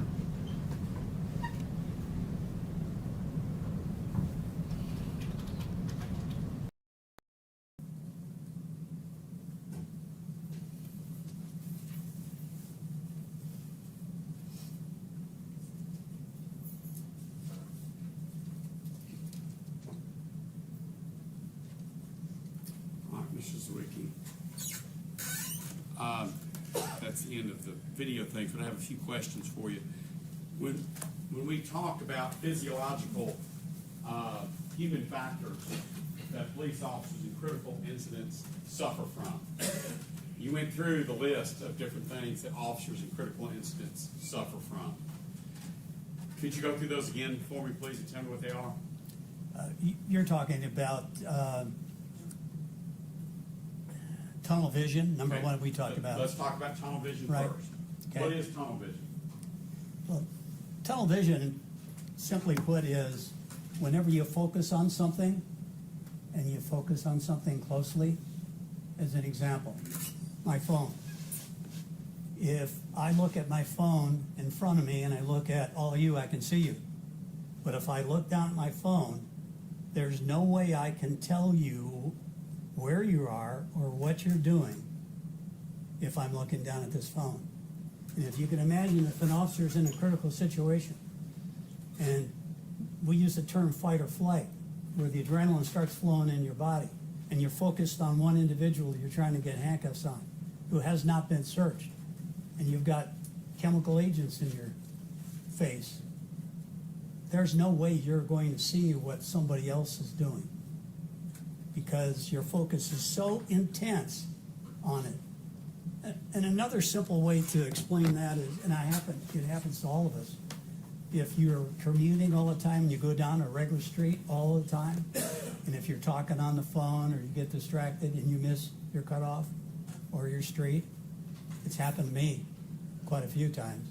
You go, oh my goodness, I just passed the cutoff.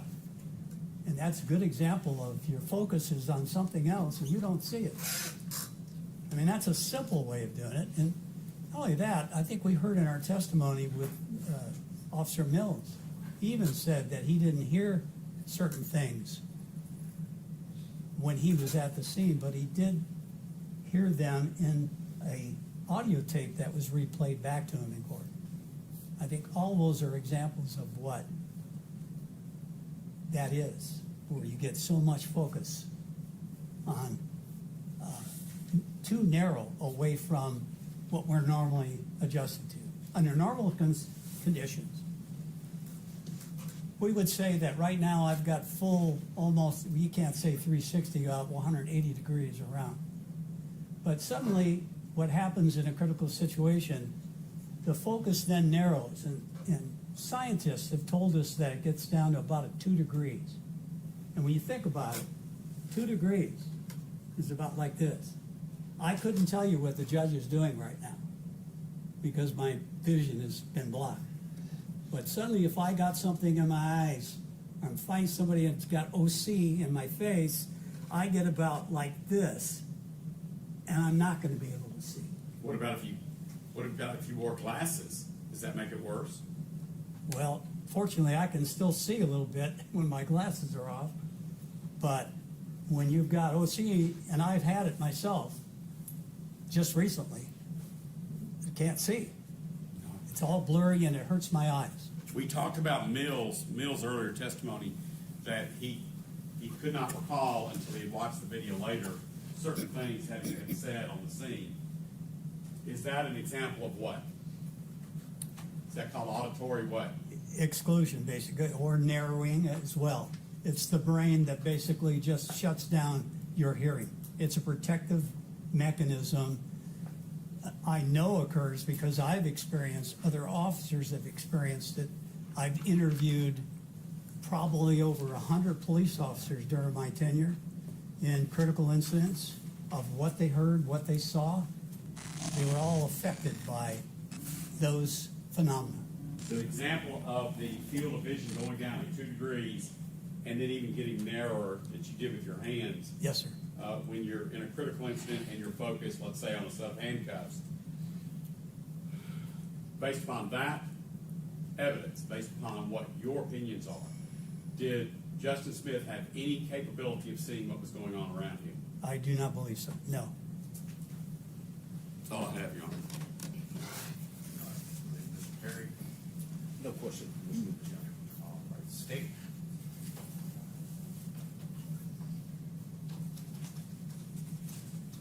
Mr. Stengel, did you? Oh, I'm sorry. No questions.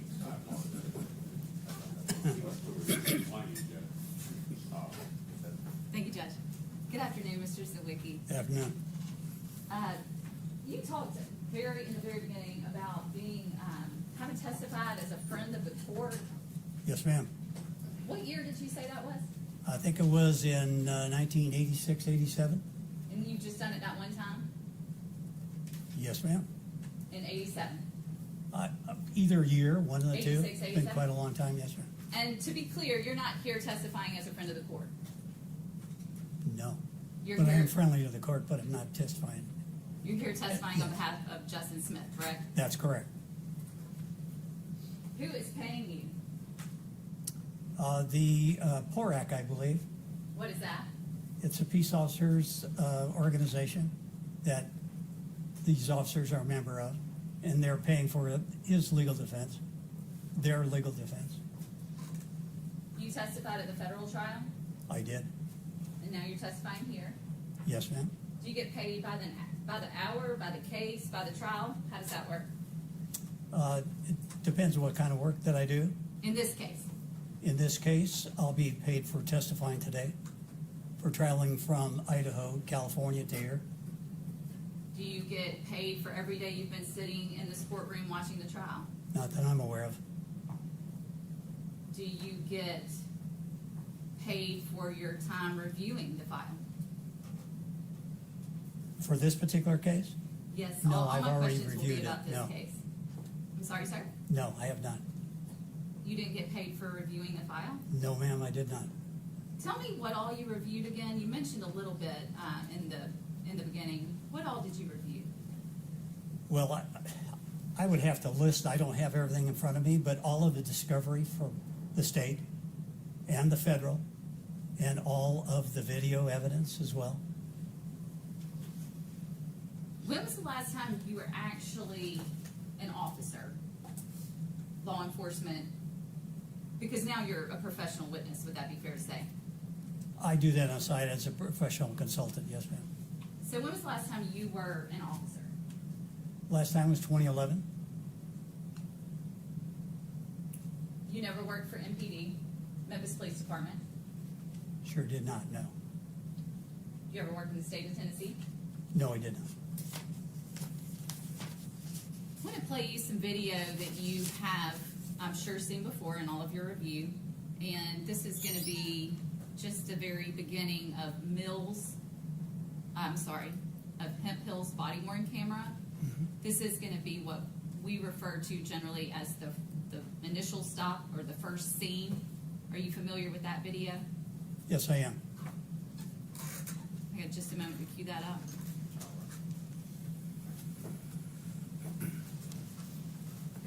Playing Hemp Hill's body-worn camera from the beginning. We're just going to go through sort of the stop, and then I'll ask you a few questions. Certainly.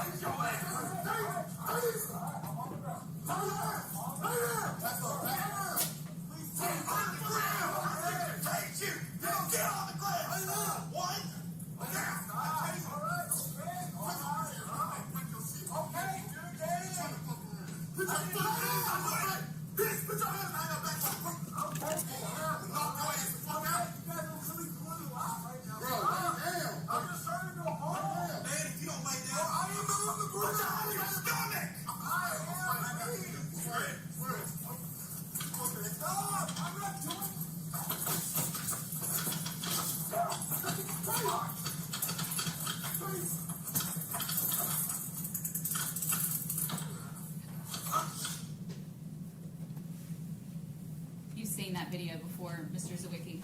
I've seen that one, yes. Would you agree with me that's a pretty chaotic stop? Chaotic? I would say it is, yes. Would you agree with me that there are at least 3 officers on that scene? Yes or no? Yes. Do you know the names of those officers? I think so, yes. Would you agree with me it's Hemp Hill, Martin, and Haley? Yes. TYRE Nichols, our victim in this case, is the person they're encountering. Yes.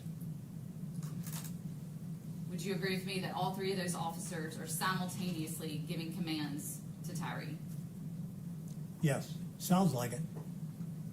And is there any way possible for TYRE to follow all of the commands that are being given at once? I couldn't tell you. I can't look into his mind whether or not he would respond or not. Is that best policy and practice? No, it's never the best policy, but it does happen, unfortunately, in chaotic situations. What's better?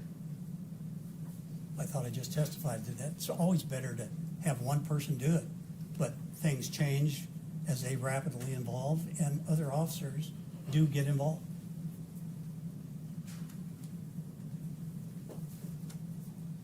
You've testified you're familiar with the video as well as all the discovery in the case.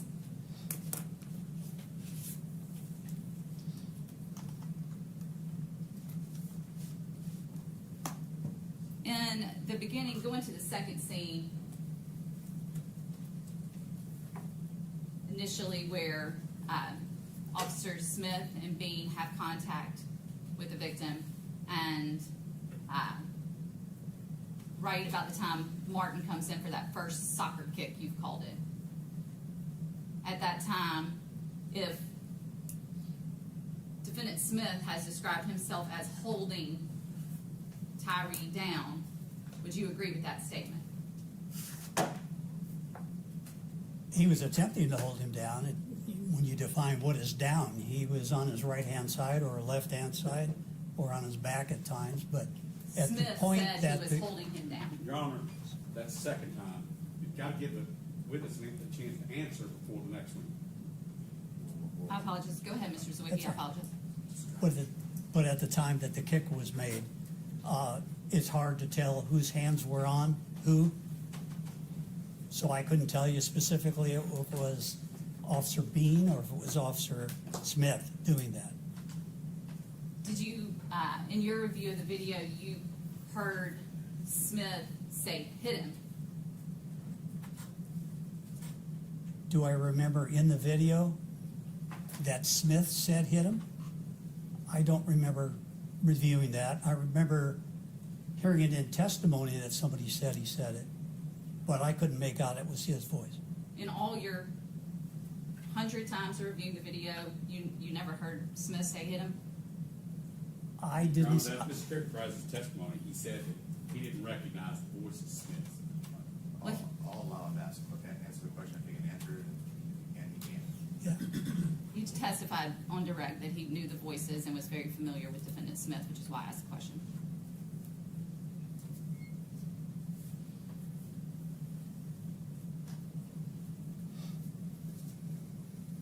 Defendant Smith said that after the punches from Martin, he should have intervened. I want to talk a little bit about duty to intervene. You agree that police officers have a duty to intervene when they see excessive force, correct? I'm not clear on what you said. Who said? Clarify that. I'll back it up. Please. You agree with me that officers have a duty to intervene when other officers are using excessive force? Legally, they do. Yeah, absolutely. And if Officer Smith said that after those punches from Martin, he had a duty to Have you intervene? approached?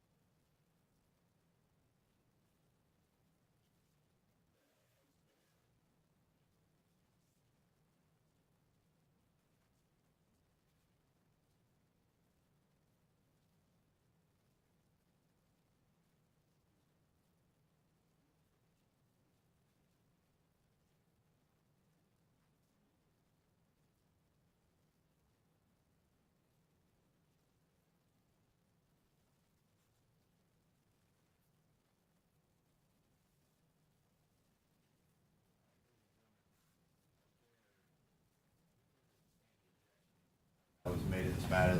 The last couple questions specifically referenced things that Mr. Smith may have said.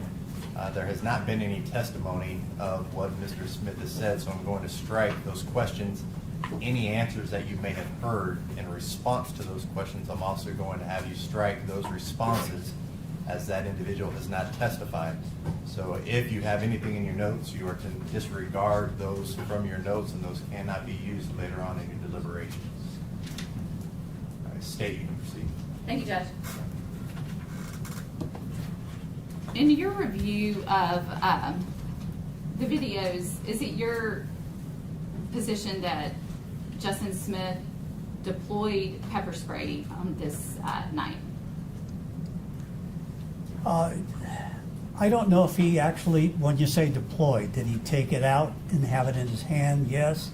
I didn't see through the review of the video that was discharged from that particular canister. That's all I could really testify to. At what point did you see that in the video? Well, I couldn't, from memory, tell you exactly what the number was, exactly what place, but it would have been prior to Officer Mills actually striking Mr. Nichols with his baton.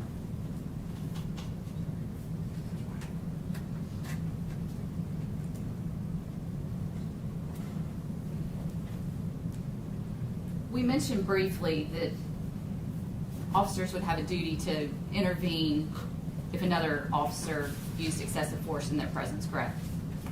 That's correct. There are conditions, obviously, when that would occur or how that would occur. Officers would also have, you would agree with me, officers have a basic level of medical training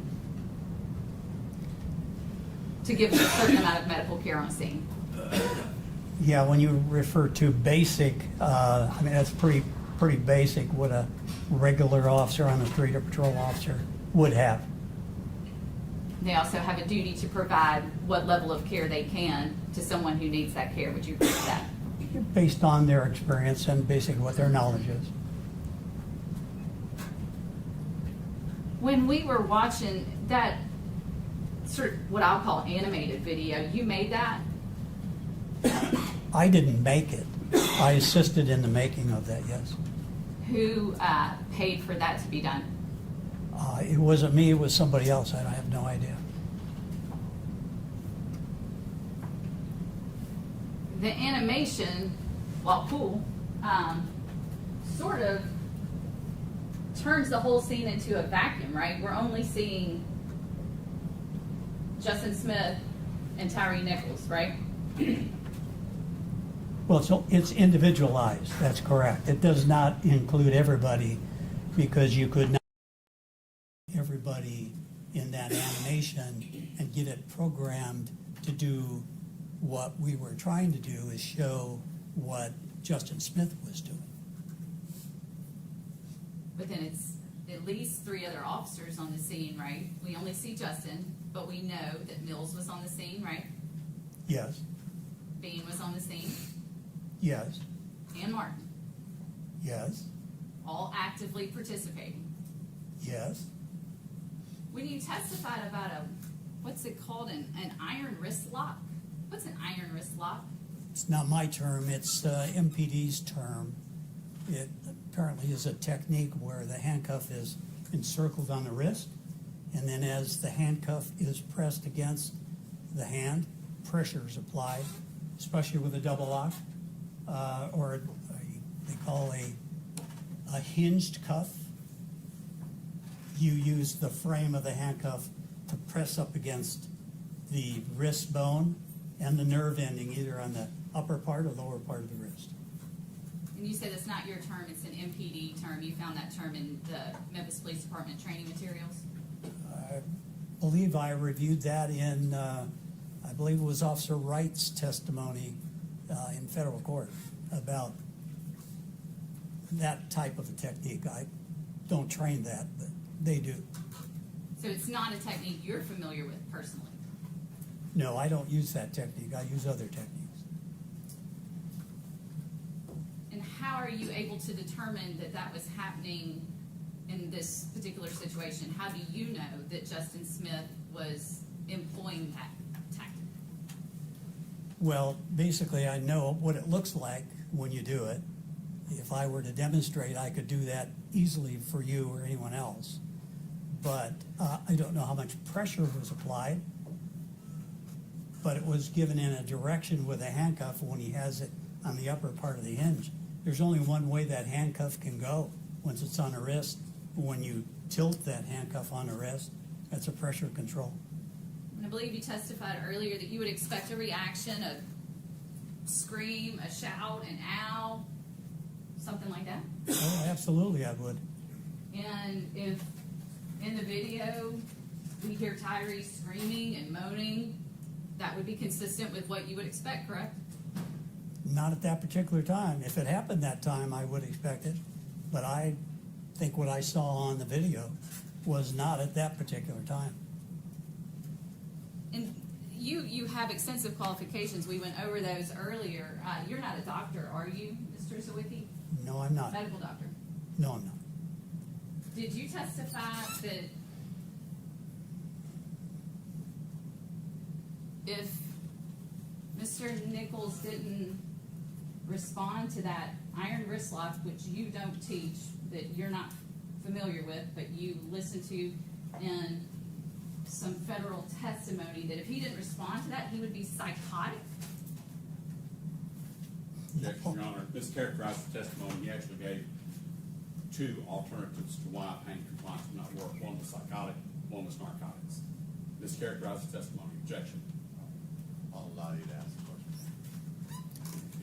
Yeah, no, I testified earlier, if I recall. It would, in my mind, based on my experience, because I've dealt with people in similar circumstances, it's if they didn't feel pain administered by either a handcuff or by a baton being struck as hard as it was against the radial nerve of an arm, that I would expect to see some pain. It would either be somebody was high on drugs, probably a narcotic, or secondly, they could be psychotic. They could have some mental problems. Those are the two conditions that would quickly enter my mind. Psychotic. Not that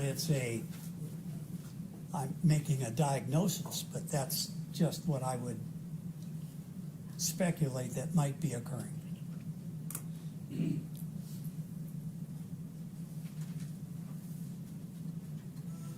In that, again, in that animated video, you talked a lot about how Justin Smith had the cuff on one wrist, left wrist, if I'm correct, and he couldn't let go of that. And I think you testified he never let go of that. Is that right? Once the handcuff was on, that's correct. From my understanding, from what I saw in the videos, that's correct. And he can't let go of that because it's a, tell us again why? Because it's a dangerous weapon. And so he should hold on to that even if his partner is beating the guy to death.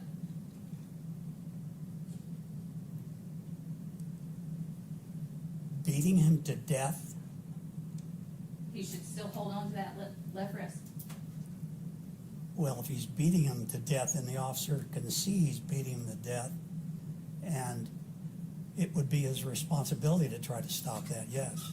Duty to intervene. Correct. He has a duty for that. I'm going to pull up the video you've seen countless times.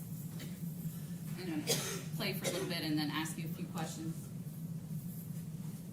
Timestamps for the record. Just the beginning of the poll cam video.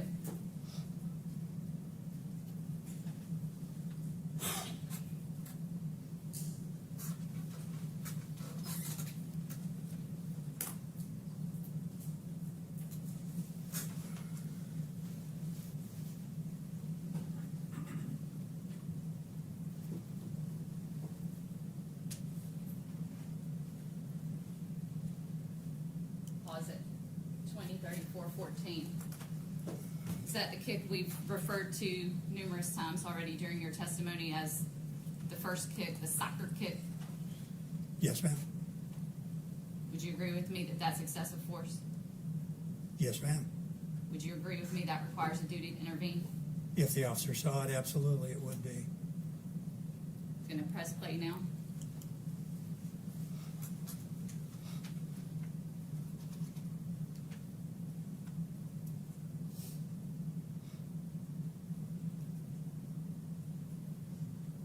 Pause at 20:34:28.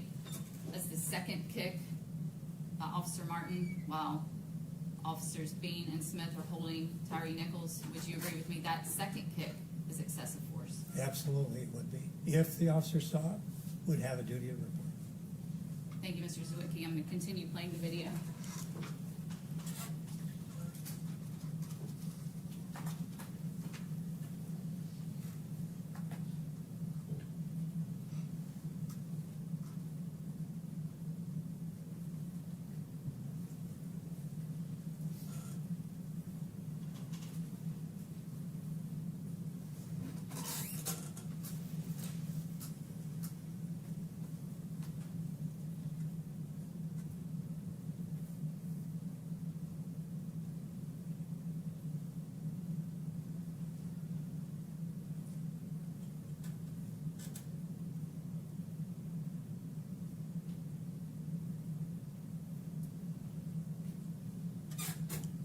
Pause it. 20:35:15. Did you just see that punch to the head by Martin? I saw a punch. I can't tell you where it was landed because it's not clear enough. It's grainy. But I did see the punch, yes, ma'am. Do you agree with me that punch was excessive force? Yes. And if officers saw it, would that require a duty to intervene? If the officer saw it, and yes. You press play.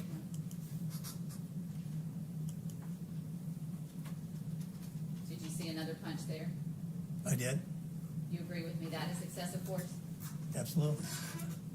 And again, if officers saw that punch, that would require a duty to intervene. If they saw it, yes.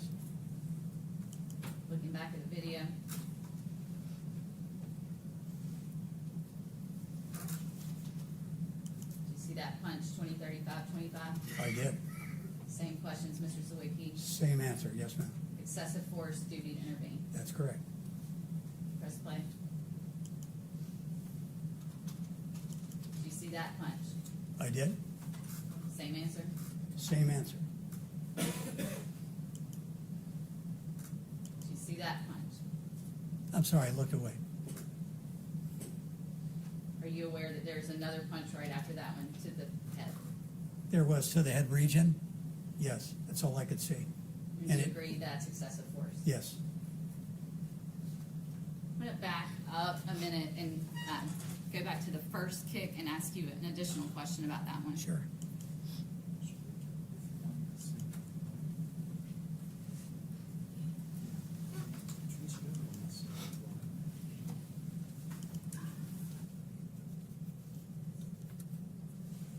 And I'm going to change videos actually. I'm going to play the poll cam video with the audio from Officer Bean's body worn camera. Okay.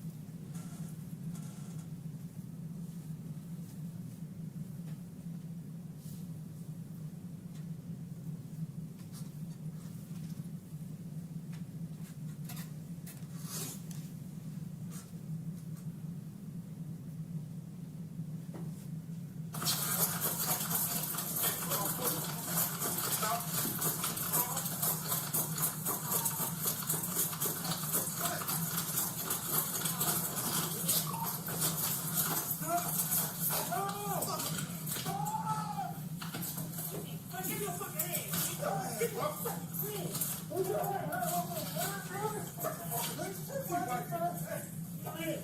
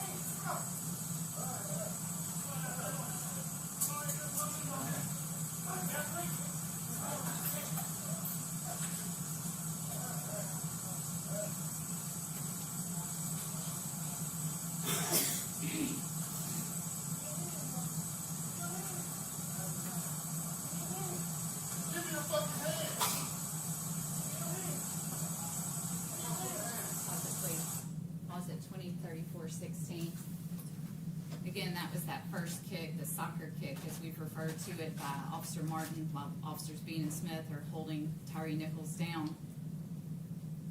Did I understand your testimony on direct to be that after that kick, you described TYRE Nichols' movements as actively resisting?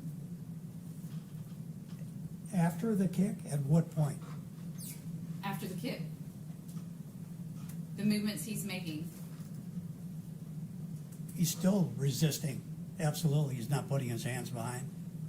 Is he The officers resisting? aren't just simply yelling to give me your hands when his hands are up, but he's trying to get him behind his back, and he's flipping from one side to the other. To me, that is active resistance, yes. Or is he trying to survive? I can't get into his mind or yours. At that particular point, he's still resisting. He's not complying with the officers.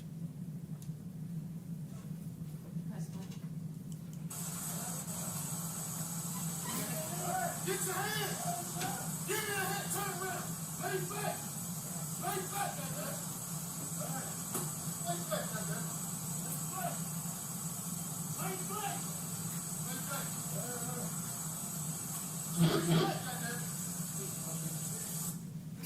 Pause at 20:34:37. Your testimony is that right now TYRE Nichols is still actively resisting, Absolutely. not just trying to survive those kicks to the head. I'm telling you, it's active resistance, yes.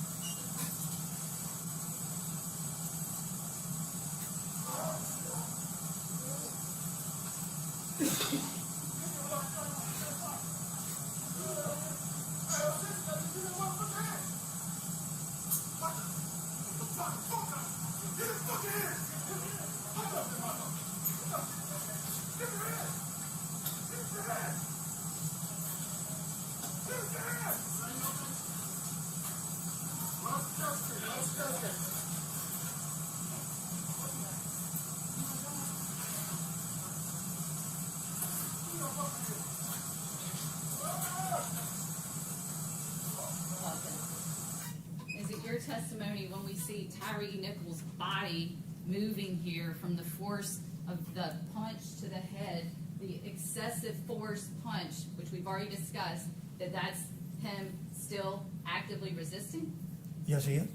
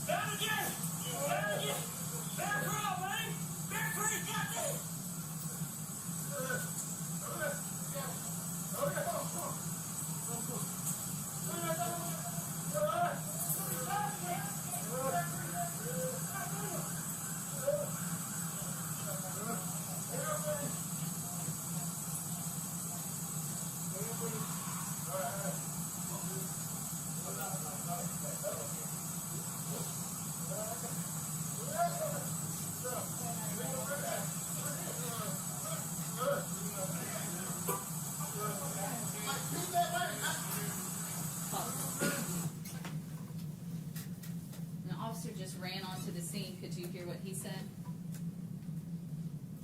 No, I didn't pay much attention to what he said. Beat that man's ass. Did you hear that? Yes. You did. No, I heard what you just said. I said beat that man's ass. Did you hear that or not? I wasn't listening, didn't hear that, no ma'am. We'll back it But I up. heard what you said. Hey.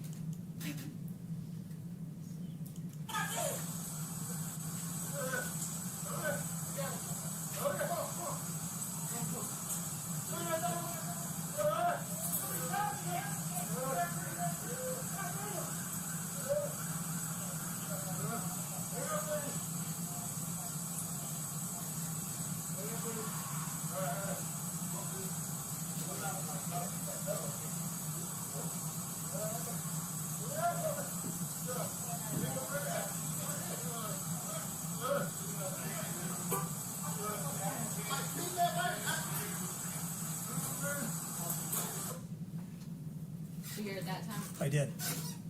Did you see the officer run into the scene I as did. that was said? Yes, ma'am. Do you know that to be Officer Haley? Yes. Did you see see the kick he administered after saying that? I saw him kicking, but I could not see where he was kicking. But you saw him kicking. Yes, ma'am, I did. Is that excessive force? In my opinion, it would be, yes. And again, anyone who saw that kick, that requires a duty to intervene. Yes, if they saw it.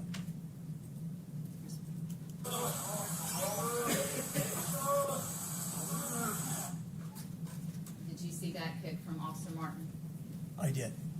Again, does that kick constitute excessive force? Yes, and it would be the same answer. Duty to intervene. Yes, if they saw it. Just a moment, Your Honor. Yes, ma'am.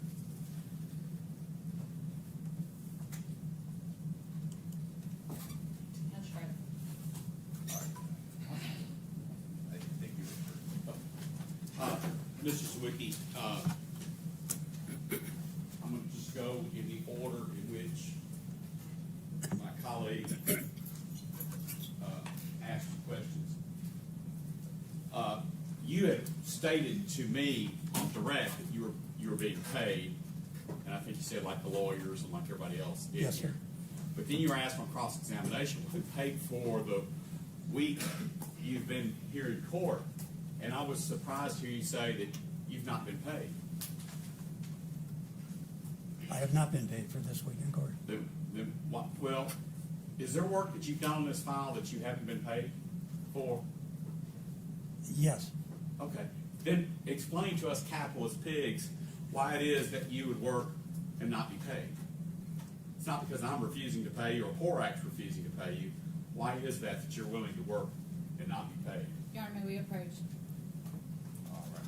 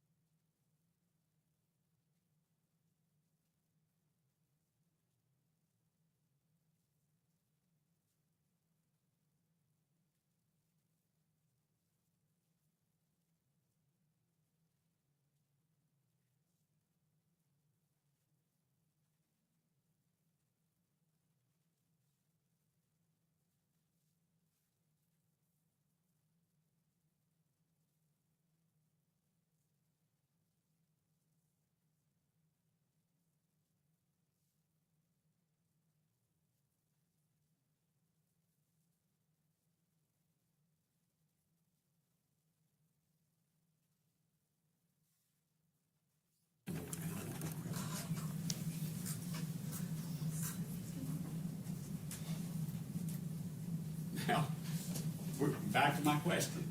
I'll leave out the capitalist pig comment.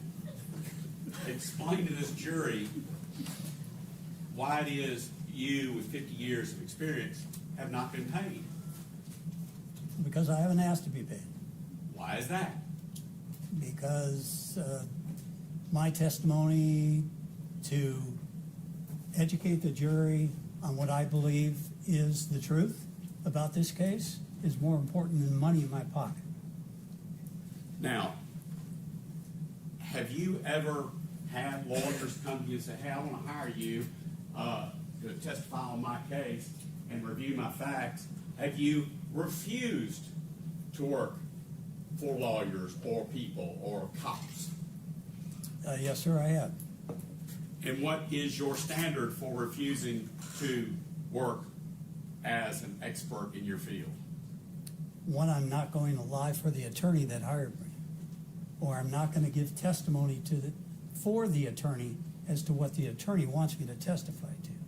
I can only testify to what I believe the truth is, based on my review and my years of experience, and I think that's fair. And if I believe that the officer did something wrong in a case, which I've done, most recently in Texas, where I think that the individual committed a crime, I would not take the case, because if I went on stand, I would testify to that. You were asked about the iron wrist lock, and then about how you MPD trains it, and you did not train it. You were asked a series of questions about that. Do you remember that? I do. Were you here during Mr. Mills's testimony? Yes, sir, I was. Were you present when I asked Mr. Mills what an iron wrist lock was and what the effects of an iron wrist lock were? Yes. And what did he testify to? I don't recall specifically, but I remember he testified about the wrist lock. Did he testify that it was a pain compliance technique taught at MPD Academy? Again, object to the leading. I'll withdraw it. Yeah. I'm going to ask it a different way. Yeah. What did Officer Mills testify regarding the iron wrist lock? That it was taught in the MPD Academy. Without going back to the video, you were shown what Ms. Headley referred to as the first soccer kick and then the second soccer kick. Yes. Based upon the time and based where Mills was, the OC spray, had it been sprayed by Mills at that time? Yes. That's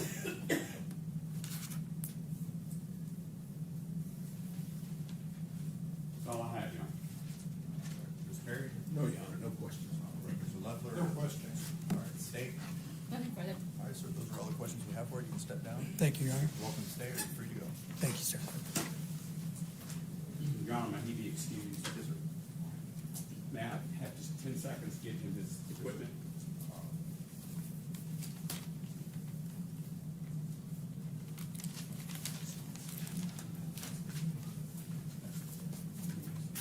I know you can. All right.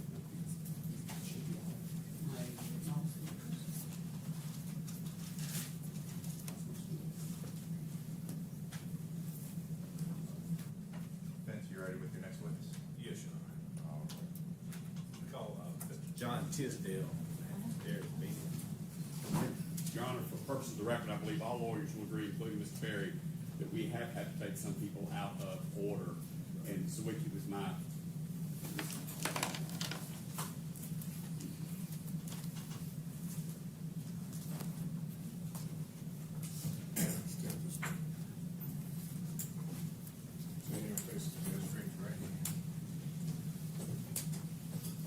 Sir, do you solemnly swear or affirm that the testimony you give today will be the truth and nothing but the truth to help you God? I do. All right, please have a seat. Thank you.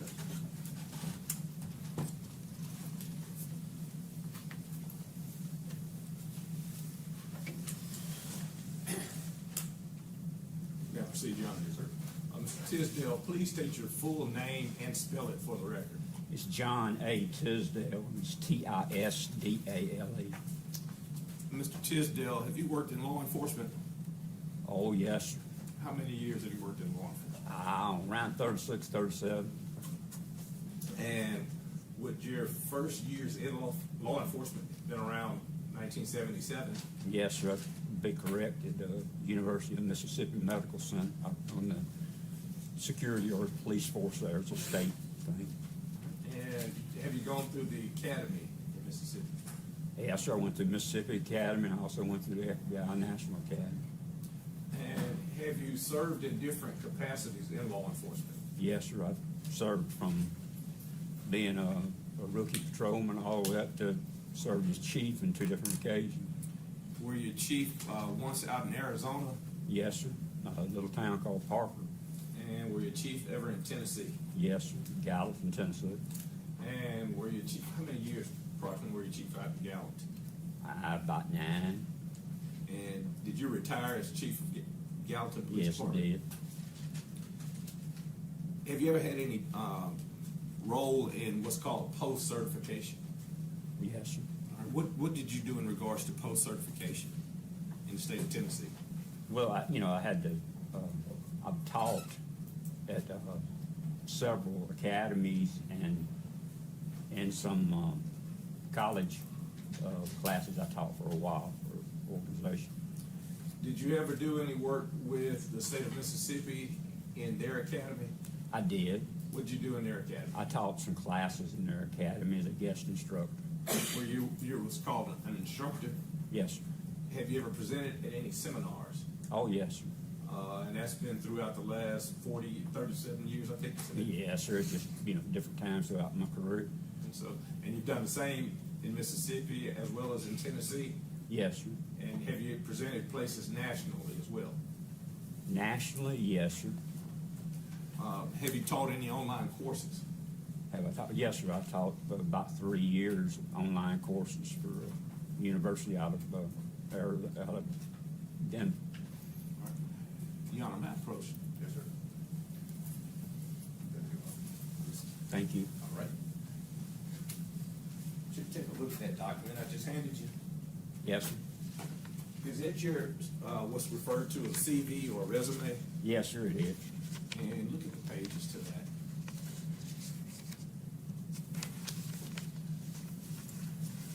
It's the one I produced. All right. And in addition to having presented, having instructed, having taught at different academies, are you certified as any sort of martial arts or self-defense instruction? Yes, sir. I took Taekwondo for quite a few years, but I have a certification in Krav Maga, which is a Jewish form of martial arts. And have you instructed in that? I did at Gallatin. I taught our police department as well as a few guests that were there from other departments. Have you ever been called upon to give what's called sworn testimony? Oh, yes, sir. And I think according to your resume, it seems that you've been admitted into the Southern District Federal Court. Yes, sir. You've been allowed to testify in the Western District of Tennessee as an expert. Yes, sir. Various state courts. Yes, sir. I see at least some 60 times you've rendered sworn testimony, correct? Yes. Have you been offered or tendered as what's called an expert? Yes, sir. An expert in the areas of police policy? Yes, sir. What about use of force? Yes, sir. In this particular case, did you